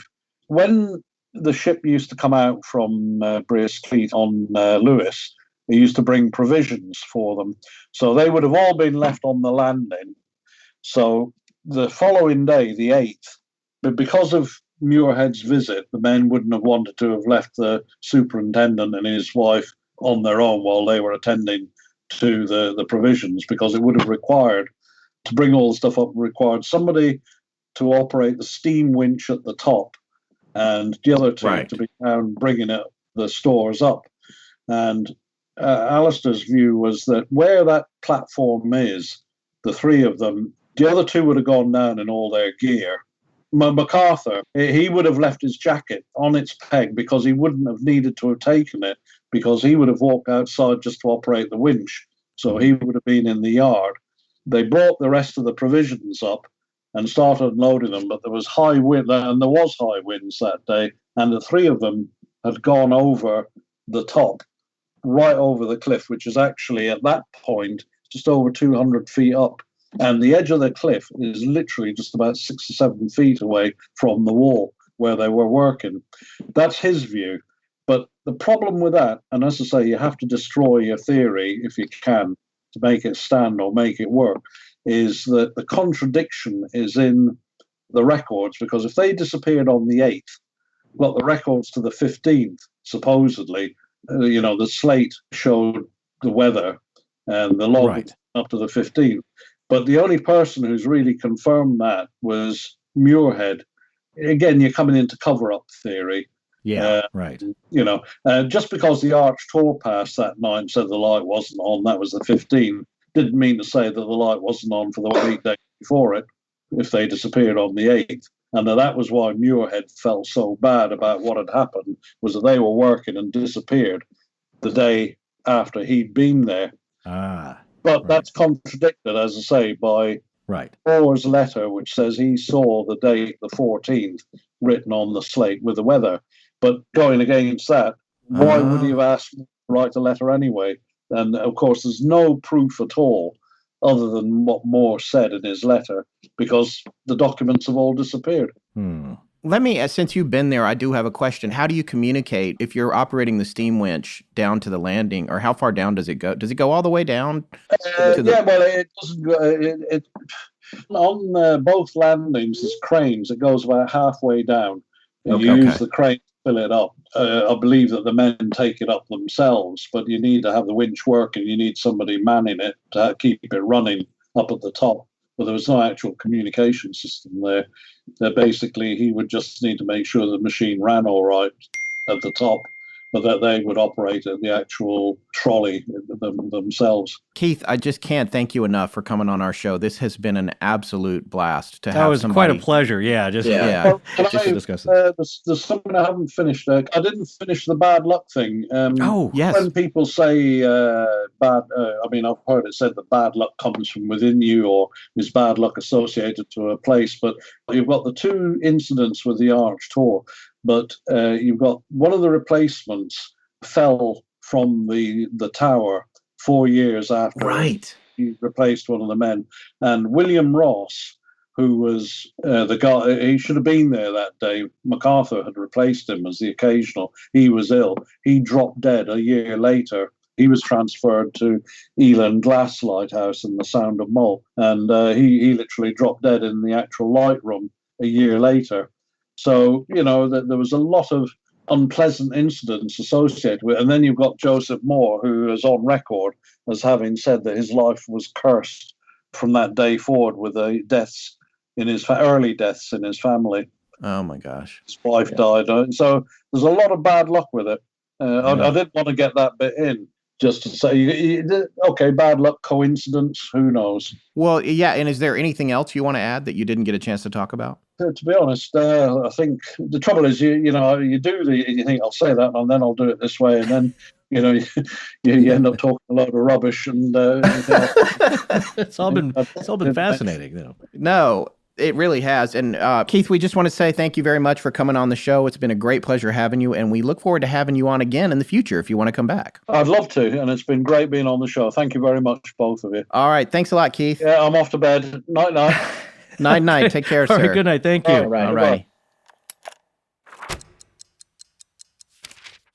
The Great Courses Plus really helped us out with researching the Göbekli Tepe series. Yeah, it sure did give us some insight into how people might have lived and what they did in their spare time 10,000 years ago. But what if you wanted to know about how people lived even further back than that? Well, that's where the course, The Other Side of History, Daily Life in the Ancient World comes in, because Professor Garland has a lecture on being Paleolithic, where he talks about what daily life must have been like for prehistoric people. Well, you've watched it, right? So why don't you tell us the entire history of humans leading up to Göbekli Tepe in 20 seconds? Oh, okay. Well, our earliest fossil evidence so far for a hominin is around 3 to 4 million years old, called Australopithecus afarensis. Afarensis meaning from the Afar region of Ethiopia, and Hadar, where the famous Lucy skeleton was found. Then, around 1.8 million years ago, a new type of hominin emerges called Homo erectus, or standing man, the ancestor to Homo sapiens, or thinking man, which would be us. Then, shooting down to around 300 to 100,000 years ago, Neanderthals started emerging in Europe as a relative of humans, but a distinct species. They're thought to be the first in the human lineage to bury and honor their dead. They hunted, learned to control fire, and cooked their food. They used knapped flint to butcher small game, and sometimes other Neanderthals. Man, life was rough back then. Then around 35 to 40,000 years ago, they started being replaced by Homo sapiens, by us. Hey, nice job, man. Well, if you want to learn about almost anything humans know about, from science to wellness to personal finance, a great place to start is with a great offer of a free trial of unlimited access to the entire library over at the Great Courses Plus. It's endless fascination, but you need to sign up through our special URL. Exactly. Start your free trial today by signing up at thegreatcoursesplus.com/legends. That's thegreatcoursesplus.com/legends. Hey, it's Jim Perry, host of the brand new podcast Euphomet, produced by Skylark Media. Join me on Euphomet, where we explore real-life paranormal experiences. It's a podcast for anyone curious about the unknown. Regarded by Bustle Magazine as the podcast that will keep you up all night, our immersive stories take you closer to the anomalous than ever before with real stories from real people. Like the last episode where we embarked on a journey with a mystic who experiences beyond remarkable insight from symbols and dead saints. And this week we're hiking to the top of Bell Rock in Arizona in search of a vortex with an infamous UFO lawyer. Join us on Tuesdays as we explore the unknown and our relationship to it, and search for our Facebook group, the Society of Euphomet, to add to our community discussions. Euphomet from Skylark Media, available wherever you download podcasts. Just search EUPHOMET.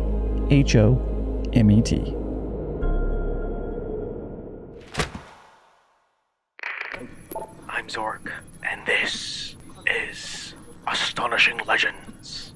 Let's get back to the show.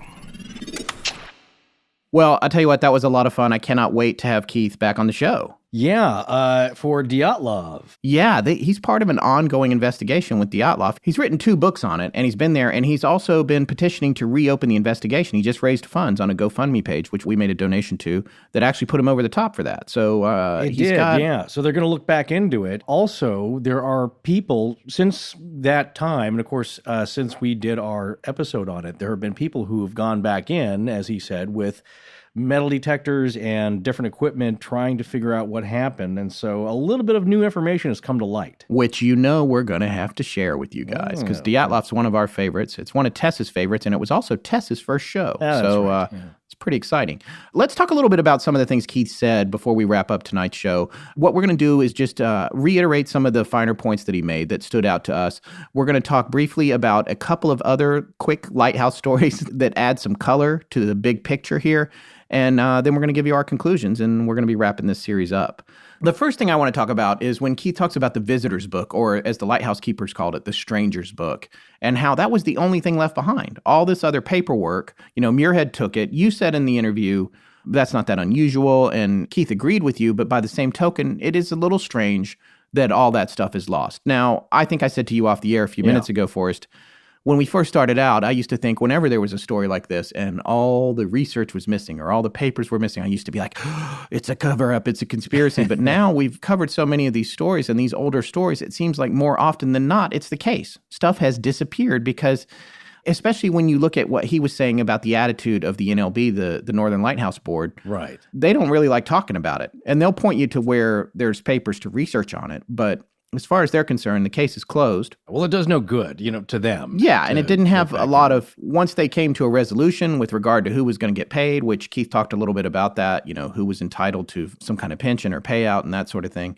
For them, the case was closed. And the papers at that point probably weren't important anymore. It's certainly not important enough because preserving papers of that nature for 120 years is no small task in the best of circumstances. Right. And that certainly isn't the only lighthouse. So it's all a question of how well the material's regarded. But, on the other hand, we always talk about the Somerton man when there was a shed full of materials from the case, and when the investigator died, his wife set the shed on fire, I think. Yeah. Or there was a divorce. That'll do it, too. Yeah, something went haywire. But it's happened before. The stuff gets gone. Well, that's more of an older generational thing, I think, and that is in the paper era you don't have a lot of copies of stuff. This is pre-Xerox machine. This is pre-copier. Generally, a lot of things were originals, and it's not that big of a deal, I think, for an investigator to have at least access to it.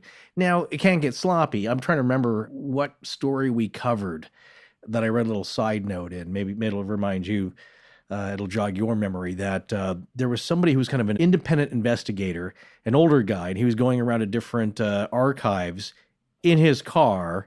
I think it was a UFO case, but he basically had all of the documents in his car with him, just in boxes piled up in the back seat, like one of those hoarder cars you see.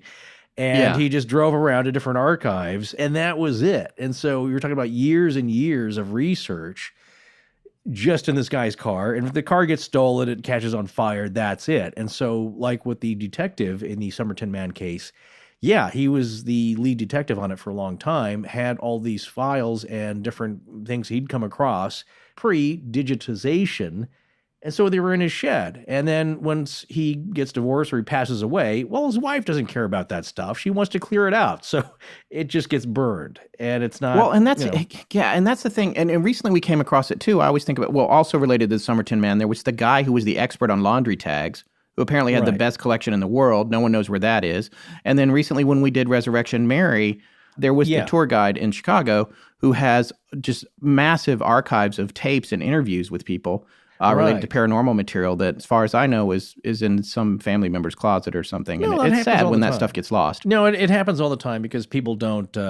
where do you put it? Well, the family never cares what Dad did or what. Well, a lot of times they don't know. Yeah, it's a collection. Right, they don't know what he was into, and you hear. And they're not going to pay thousands of dollars to transfer a bunch of old 3/4-inch videotapes or whatever. Not happening. I mean, you hear this story all the time where somebody finds in a closet something miraculous. It's an old film from the 40s. It's a piece of evidence. People have squirreled away all kinds of things all their lives. And now you see less of that happening because things are backed up to the cloud, things are digitized, there's online access, and so it's somewhere. Right, which means all we need is a solar flare to wipe out the entire of humanity's history at that point. Well, that's what we were talking about in Göbekli Tepe, is that... carve it in a rock if you want it to stick around. Well, there's ways to do that, but it's something like a mass solar flare, a coronal mass ejection, could fry everything. And I'm sure that there are facilities, but for the rest of us, humans, civilians, that's not happening. Everything's going to be destroyed. So in this case, though, him taking home the logbooks, because as it was mentioned in the interview, he's the only guy investigating this thing. It's not like there's a Right. team of police investigators. That's it. So either this guy figures it out or he doesn't. The NLB just wants an answer, and they want it to come from him, and it's like, figure something out so we can just close the books on this and move forward. Because it's not like a major thing to them. As we'll see in these other stories we're going to talk about, this kind of disappearance is not all that uncommon. I mean, it's not every day, but it has happened quite a bit before, especially with lighthouses. Well, yeah, and before we get into that, I guess the last point I want to make about the visitor's book or the stranger's book is it's really kind of the only way that we know, because I don't think Muirhead included it in his investigation. I might have misunderstood, but I think that Keith had said it's the only way that we know that he went there with his wife on the 7th. I mean, Muirhead did say, I was the last one to see them, I guess. So maybe that's not accurate to say. But the fact that he went there on what the meteorologist that Keith McCloskey worked with had said was it was the wettest month on record at the time for that island. And since the lighthouse had been there, and I think even prior to that. So the fact that he took his wife to that treacherous location on the 7th, just I think a week and a day before the disappearance, is pretty fascinating. That is one thing that's just kind of like, he was there right before they disappeared, but it doesn't necessarily point to any kind of collusion or anything strange. Well, it's not like he sabotaged them, you know? I mean, Yeah. maybe it would look bad. Maybe it wasn't totally against the rules, but it might look bad if he was there with his wife when it's kind of frowned upon. So he wasn't real forthcoming with that. But it was obviously allowed for her to be there. She'd been there before. One last thing I want to talk about before we get on to some of these other brief lighthouse stories is the Arch Tour, which nobody seems to know what happened to it. And we talked about that in the interview. Keith had said there's not really any idea. However, we did find one thing that's fascinating. And I when I say we, I mean not me.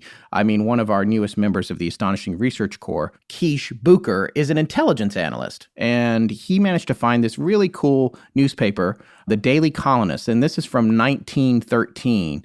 And I wanted to read this article specifically as it relates to the disappearance of the Arch Tour.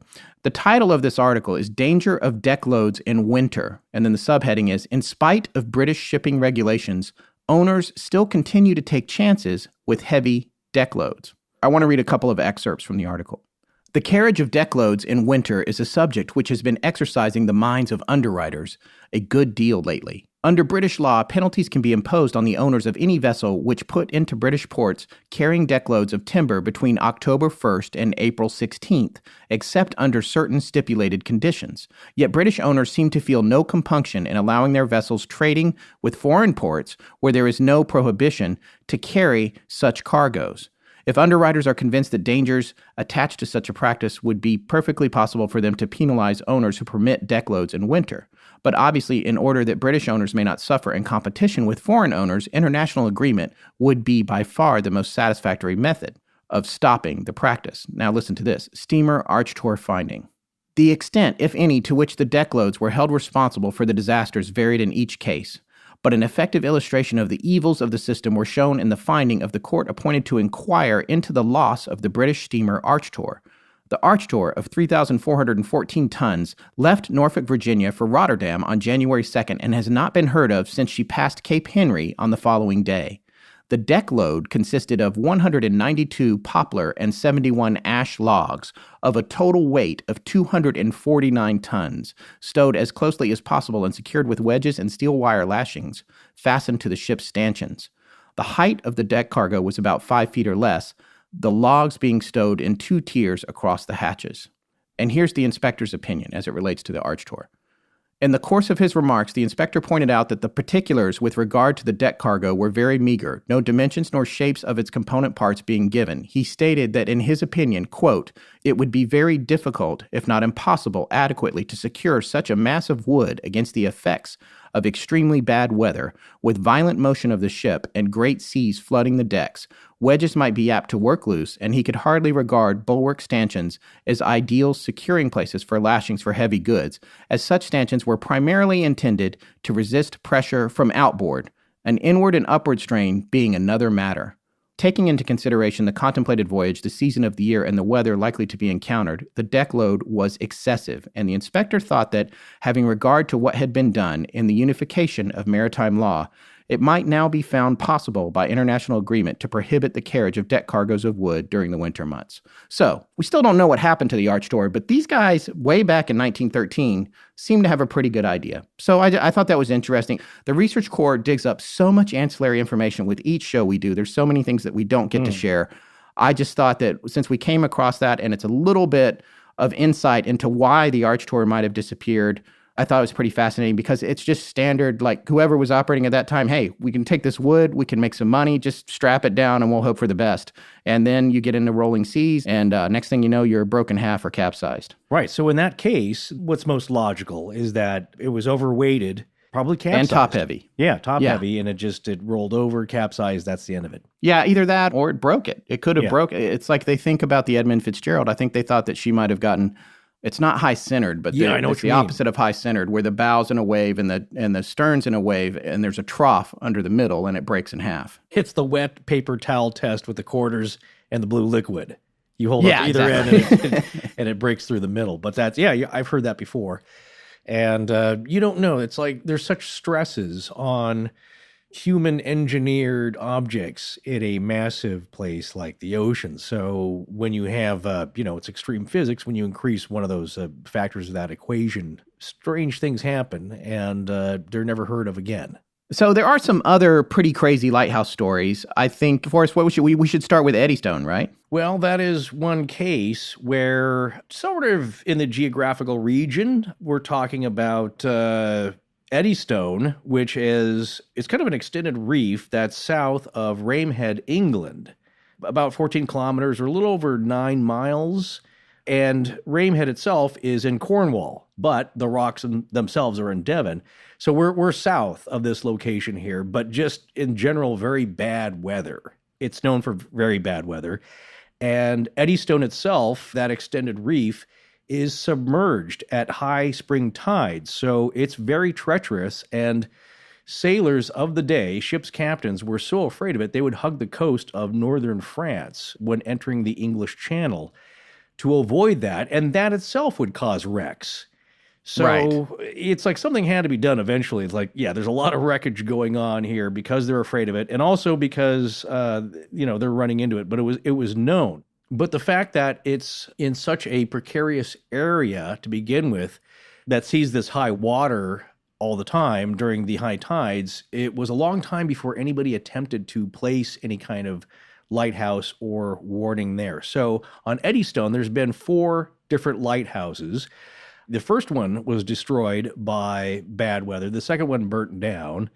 The third one was known as Smeaton's Tower, and that was very monumental for construction of lighthouses elsewhere after that. I think Smeaton's Tower was, the primary inspiration for the Bell Rock, which was designed by the Stevenson family, as was the Flannan Isles Lighthouse. The Stevenson family are the most famous lighthouse builders in the region, some would say in the world, and Robert Louis Stevenson is related to that family. That's right. One of the only, he was the creative boy in the family. And the rest were engineers and architects. But so these are very famous, at least the one at Eddystone.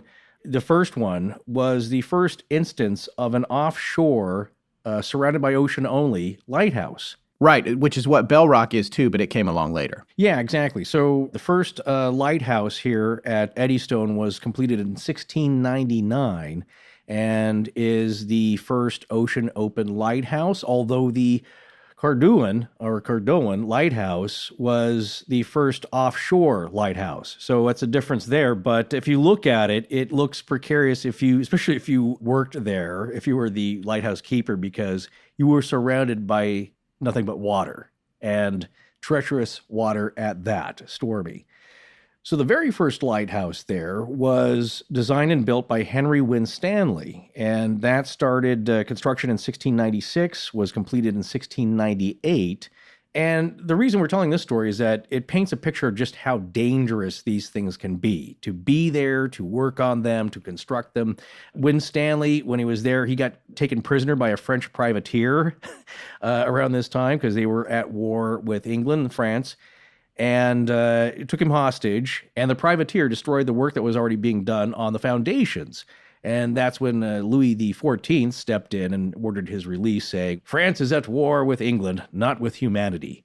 which is a statement that shows you how much it was needed, that even because we're at war, this is necessary for all sailors and just the preservation of human life and goods. So it should remain there. So it was very well needed. But the first building was a dodecagonal, 12-sided, stone-clad exterior with a timber frame constructed around it and an octagonal top. And it looks kind of fun. I guess it would be kind of like a Terry Gilliam kind of design on it.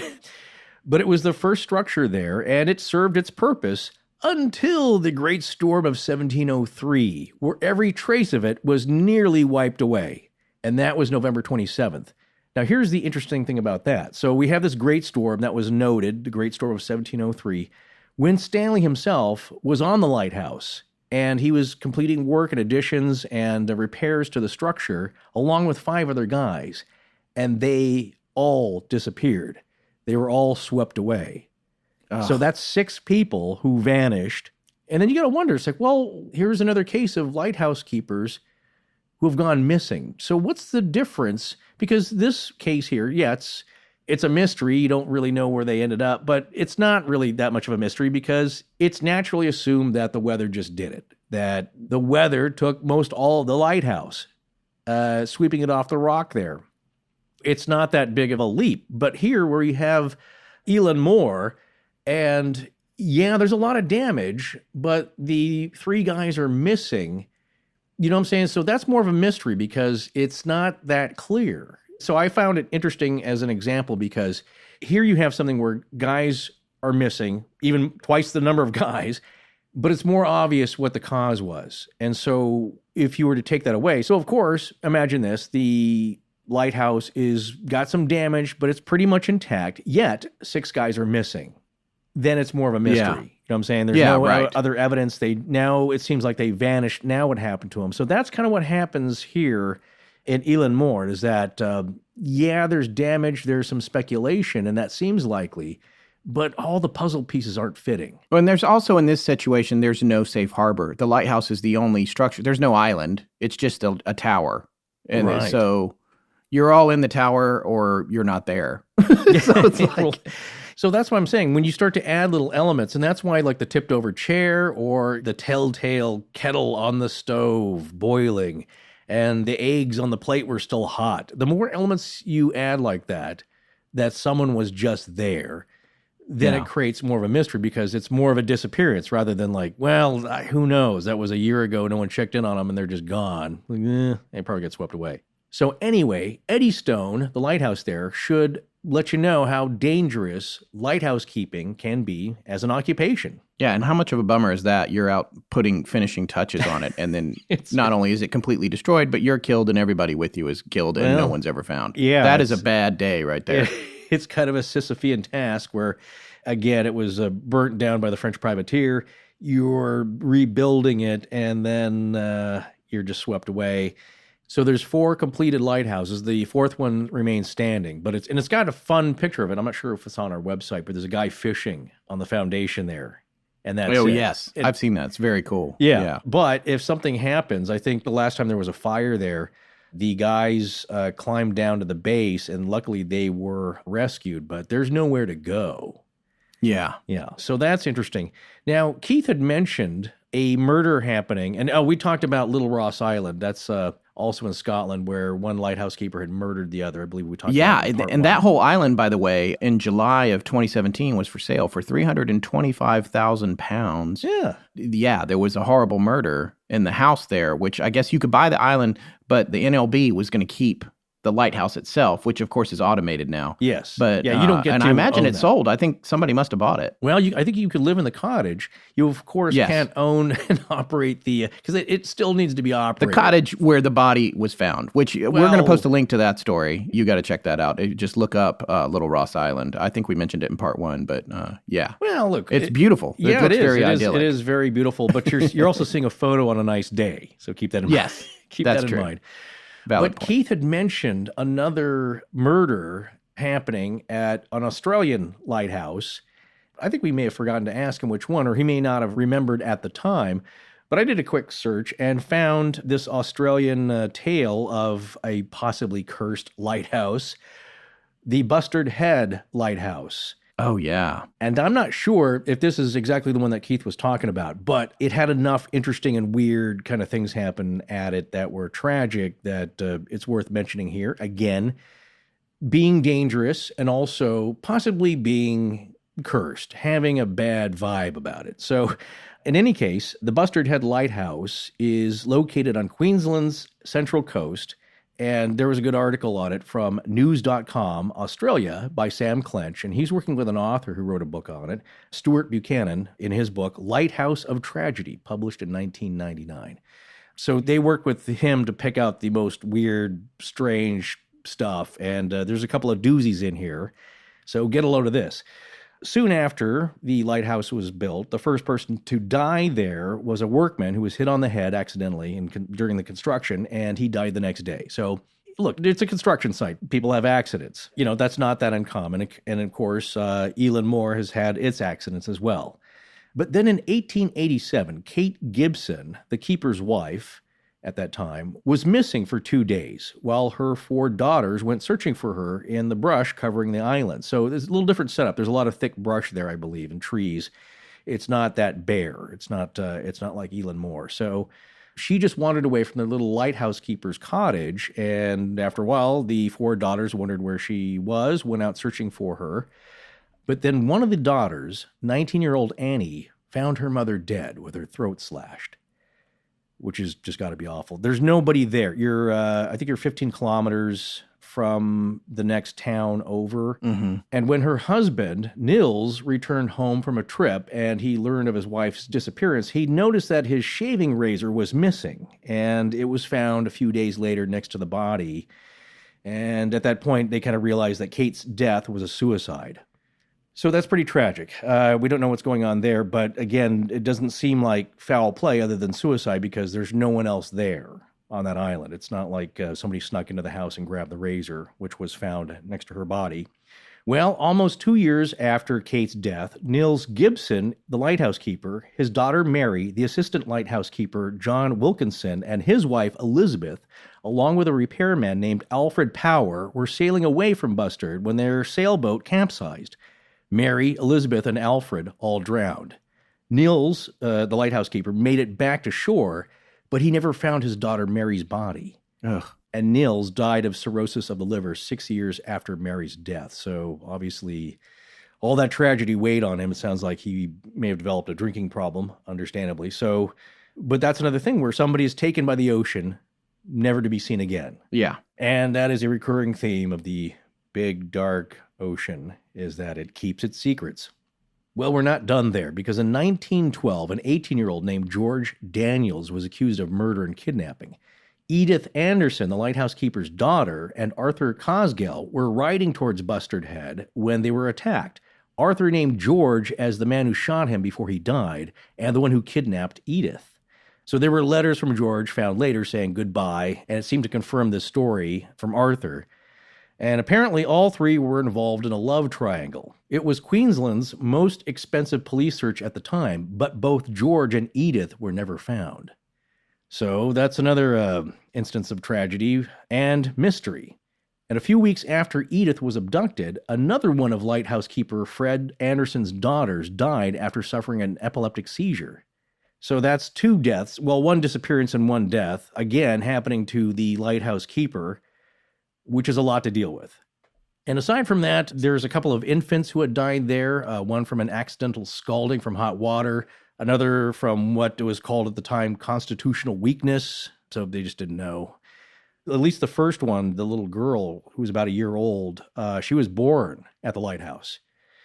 But it started off that way, all this tragedy, because in the very early days of the lighthouse's operation, since it was first built in 1868, at least 3 ships have crashed nearby and several boats have capsized, killing the workers that were en route to the lighthouse. So you got to wonder, with that much tragedy, is this place also something of a curse? You know, I don't know the folklore behind it, but it's starting to have some similarities to Eilean Mòr, where there's just a bad vibe there. And that's where we're talking about Little Ross Island, is that people, they're interested in it. It's beautiful, but can you overcome the bad vibe of somebody being murdered there? Yeah. That one's got to take the cake for a long string of bad events, that one. I would say. Yeah. But there's one story that we came across with a lighthouse where two guys were there and it involves death, but maybe... This is the worst one. Well, it was it's one of the weirdest ones. All right, now we got to get down to my favorite for creep factor lighthouse story before we wrap up this show with our brief conclusions, and that's the Smalls Lighthouse. Yeah, actually, this story was sent to me by Marie from the Ark, who has her own show, Whatever Remains podcast. And yes, by the way, you guys got to check that out. It's a new show, and she's just doing an amazing job with it. No, she's a great narrator, too, on top of it all, and good writer. So it's a lot of fun. And, of course, she dives deep into these kind of things and different kind of layout. It's one subject in a season, I believe. But I can't remember what we were chatting about. She texted me this story of just, again, how treacherous and weird these lighthouse stories can be. And this is one of the most morbid stories I think we've come across just because of the nature of the station of the light. So this story takes place in 1801. There was these two guys. And first I want to say that you can find a Wikipedia page on this, but the best write-up on this, far and away, is by an author named Stephen Liddell, Liddell, or maybe Liddell, Stephen Liddell. We'll have the link in our show notes, stephenliddell.co.uk. And he's written a bunch of what look to be really amazing books, including 101 Most Horrible Tortures in History.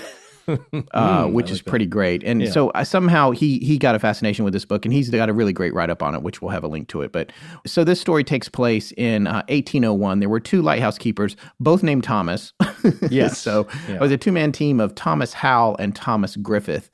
And there's a couple things that are interesting about this. The first thing is, just out of the gate, everyone needs to know these two were known to argue. They were known to argue with each other. Apparently, that was common knowledge. And so to make matters worse, they're stationed together at one of these lighthouses that is kind of like the Bell Rock or Eddystone. It's just the lighthouse. That's all there is. There's no getting away from the other dude. Right. It's a tiny rocky island 20 miles west of Wales. And the design of it is interesting because it actually makes sense. It's pretty smart. There's strong wooden timbers posted upright, and at the top is kind of a hut where there are living quarters, really tiny, you could say a compartment for the two men to live in.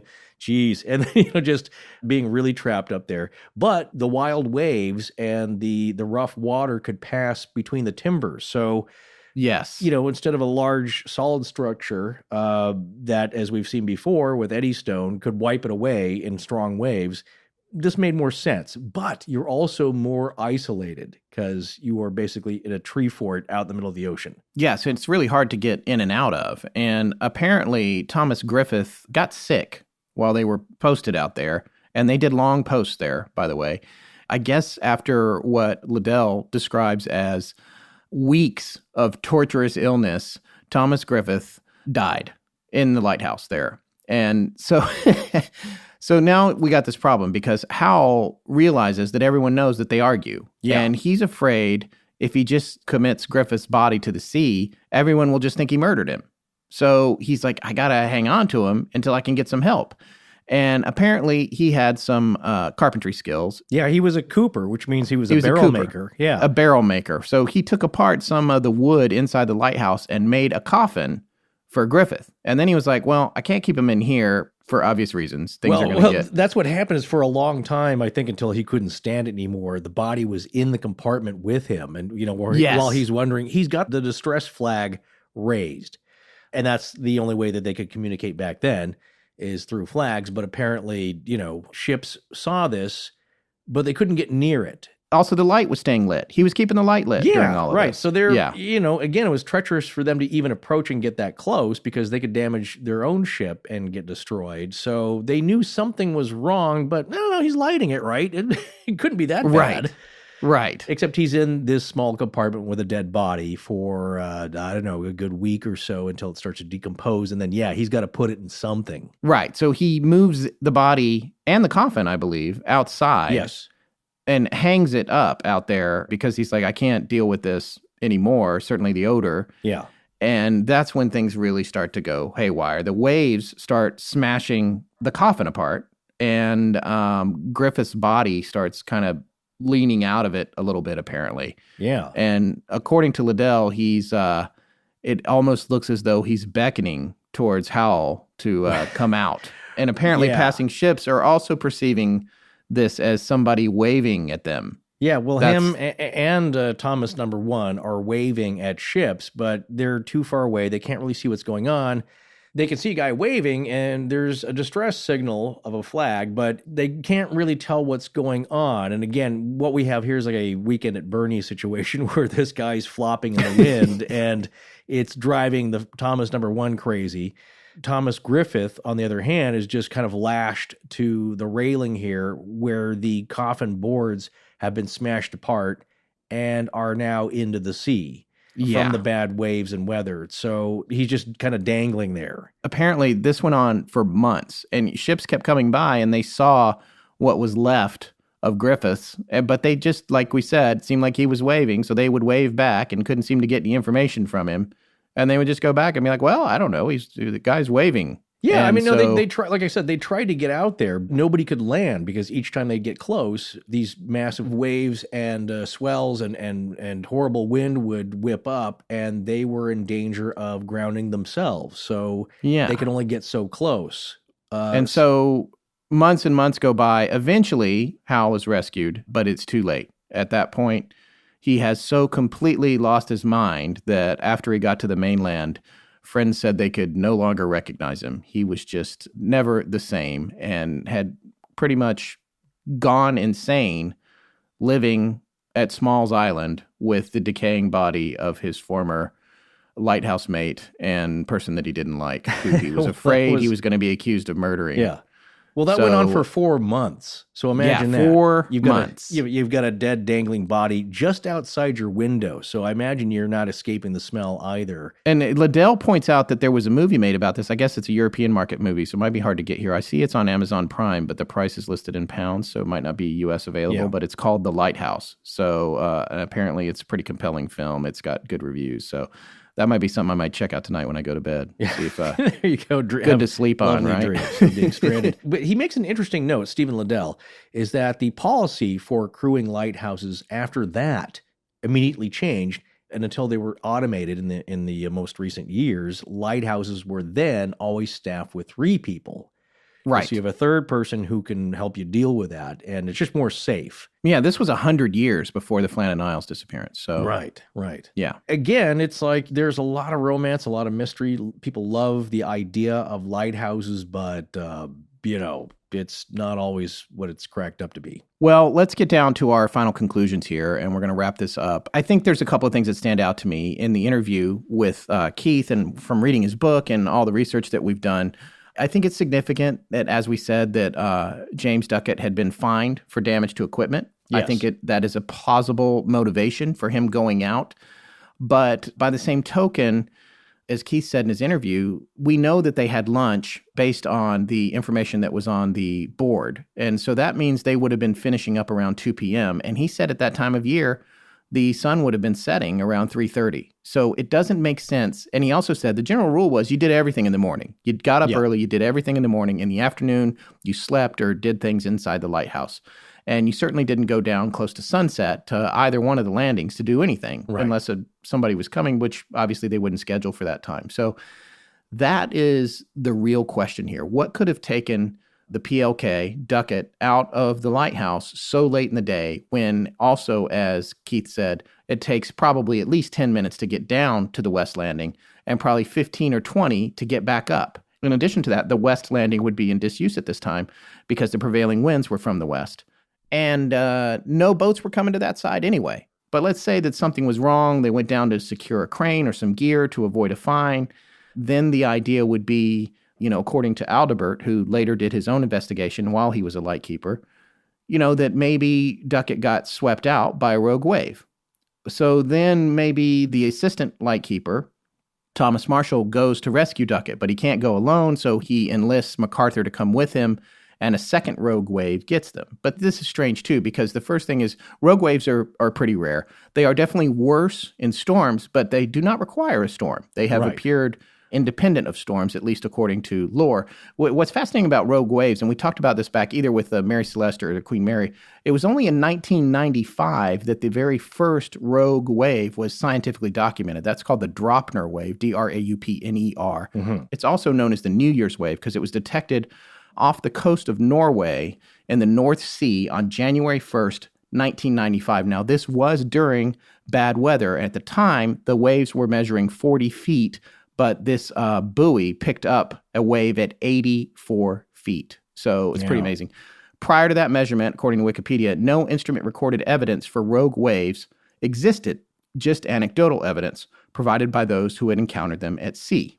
It goes on to point out minor damage was inflicted on the platform during this event, confirming the validity of the reading made by a downwards pointing laser sensor. I know there were some crazy tall waves, not rogue, but the sea state waves during the 3 storms that converged for the perfect storm story. The way that they knew that the waves were so tall was because they lost the signal from the buoys, and the trough, that would have meant that the trough that the buoys was in had to be at least 80 or 100 feet deep. I remember that from reading The Perfect Storm, which is an amazing book, by the way, if you're looking for something to read. You like this maritime stuff. So that idea of this rogue wave, and now then the other thing that Keith said is these waves are doubling in size when they impact the island. So if, let's say, a 75-foot wave smacked into the west side of the island, it might easily clear 110 feet, which we know there was severe damage at 110 feet up. However, well, there's 2 things. First of all, someone always is supposed to stay in the lighthouse, right? Also, MacArthur went out without his gear. And why is that? Why would he have gone out without his gear? Now, one of the things that Keith talked about was maybe he was manning the steam engine at the top that ran the cart up and down from the landing, but it still doesn't seem likely. And also, it doesn't seem likely that they would have gone out so late in the day. So the idea that Duckett went out just because he was worried about being fined, and then somehow they all 3 wound up getting killed, it just seems like a tall order. Now, then there's all these people that will say, well, it was a rogue wave for sure. All 3 of them got caught in a rogue wave. Now, let's also remember that McCloskey talks about the gentleman that he interviewed who was 6'2" or 6'4", and he said 16 stone and was carrying a refrigerator and got picked up off the ground by the wind one day. Off the ground carrying a refrigerator. That's a clear indication of the kind of winds you could expect there. So there's all kinds of forces at play that could easily have killed any one of them individually, maybe killing them all at the same time. It's hard to say. But when we come down to the rogue wave theory, this is the other part of that. It's that according to the meteorologists and all the records and all the research that's been done, the worst of the weather that affected the island hit it on December 17th. And that storm was pulling in 70 to 75-foot waves regularly. That was December 17th. The lighthouse was not lit on the 15th. And according to the board, the chalkboard that had the daily information that hadn't yet been put into the log, they were active up until the 15th. So the presumption there is that all 3 of them disappeared on the 15th. And I'd like to reiterate, because we brought it back up in terms of folkloric nature, the chair was not turned over. There was not a meal on the table. That's from the poem and from the exaggerations made to this legend over the years. The kitchen was neatly cleaned up after lunch. So they had gotten through the meal and it had been reset. So something happened to them that caused them all to disappear on the 15th. If a rogue wave came in on the 15th, it would be a little less likely because there was a gale that day, but it was kind of standard fare. It was a pretty normal gale for that area for that time of year. The 17th was when this storm came through that was just a half step below a hurricane. So when you arrive at the island and you look at all the damage and you see that there's damage 110 feet up and the ropes and the bent metal railing and all of that, Keith's point and our point after doing this research and looking at all this, the big picture of this, is that all of that damage seems like it happened days after they had disappeared. Yeah, 2 days.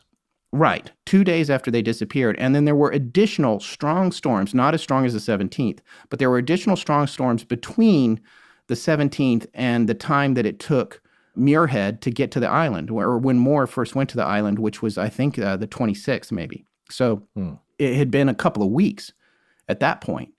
So all kinds of things could have happened to the island. So at this point, you're looking at even more confusion about what would have killed these 3 men. And I think that it's fascinating, and we have an intelligence analyst, or we have a couple of them actually, in the Astonishing Research Corps. One of our newest members of the Corps, whose name is Keish Booker, did what is called an analysis of competing hypotheses, where he took the theories proposed by the Research Corps and put them into this matrix to sort of determine what was most probable and what was least probable based on all the information that the Research Corps came up with. We're going to post this matrix online. It'll be part of the notes associated with this episode. But the most probable and consistent idea is that it was something weather-related. That's the most probable. However, the second most probable, based on everything we came up with, is something supernatural. So but he also said, he kind of slapped this thing together. It's not clinical, but it's just kind of a look at these ideas. Now, as for what I personally think, you heard Keith's conclusions, Forrest, in the interview. It seemed like he was open to the idea that there may have been some kind of altercation, and that while weather may have been a factor, it doesn't seem like it was necessarily the deciding factor. And it's hard to know what happened because that storm wiped the evidence clean when it came a couple days later. Right. And one thing that Keith has said that I really like, because it's an easy thing to fall back on. And, sometimes it's true, but in my opinion, it's not always true. But people rely on it as a crutch of sorts, is Occam's razor. It's like, well, it's always got to be the simplest explanation. It's always going to be the simplest explanation. And that's not always true. But it's something that I think that people like to say, and to find an explanation for things that's more comfortable, rather than the confusing and often scary prospect of multiple things happening that you cannot account for, or that just remain a mystery.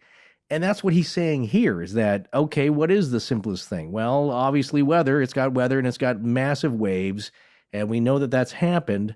And it's taken people away. And so, yeah, that's a factor here. But if you take the analysis of the weather data plugged into that model, it's not making complete sense. All the puzzle pieces aren't lining up. And you may want to jam those together to get them fit, or just leave them where they lay. But in Keith's case, he's saying, I think there's an outside factor here where personality and the human factor is in play here, combined with the treacherous location that's slippery, that's got high winds, that can lift you off your feet, create a wind vortex, whatever it is.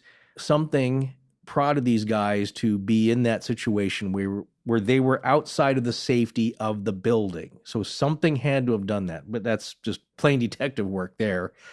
They didn't get sucked out the window. So they were outside when they should not have been.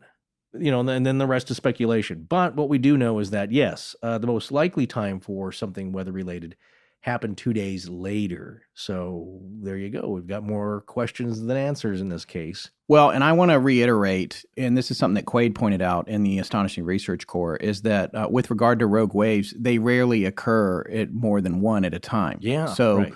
The idea that one could have gotten Duckett and then a second one could have gotten Marshall and MacArthur as they were trying to assist Duckett, or if one had gotten Duckett and Marshall, and then a second one got MacArthur. Yeah. I guess that's the a Alderbert possibility. Theory. Yeah. MacArthur was the occasional, so maybe he was less experienced. Yeah. Additionally, we have to remember that MacArthur, as the occasional, never expected to be out there very long. Right. But Ross, who he was replacing, had become very, very sick. And so MacArthur had been out there for several months. And as we pointed out in part one, if he had been a drinker, he probably would have been separated from his alcohol. Even if he had smuggled some in, it would have been gone by that point.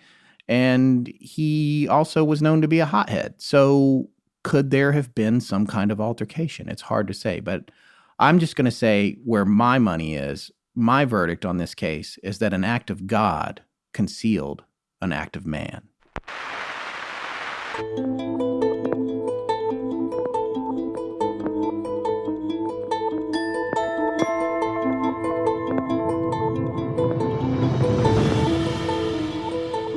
That's going to wrap up our series on the disappearance of the Flannan Isles Light Keepers. We're dark next week because we'll be in Kansas for the Amelia Earhart Festival, but we will be back the week after that with the first part of an exciting new series. Please remember to support our sponsors. They keep the show free and the lights on in Blanket Fortiana. Special thanks to John Bolin. Galaxy-wide, I'm Zork. My voice in perpetuity. SAM. HANNAH. Astonishing Legend. BINKS. Our show is edited by Sarah Wendell, and our theme, which is available as a ringtone, is by Judson Crane. Sound design is by Ryan McCullough. Special thanks to the ARC and its lead researcher, Tess Feifel. But most importantly, we want to thank you, our listeners. Visit our store at astonishinglegends.com or interact with us and other listeners on Facebook, Twitter, and Instagram. You can also find us at patreon.com/astonishinglegends if you'd like to support the show in that way. Copyright Astonishing Legends Productions. Good night.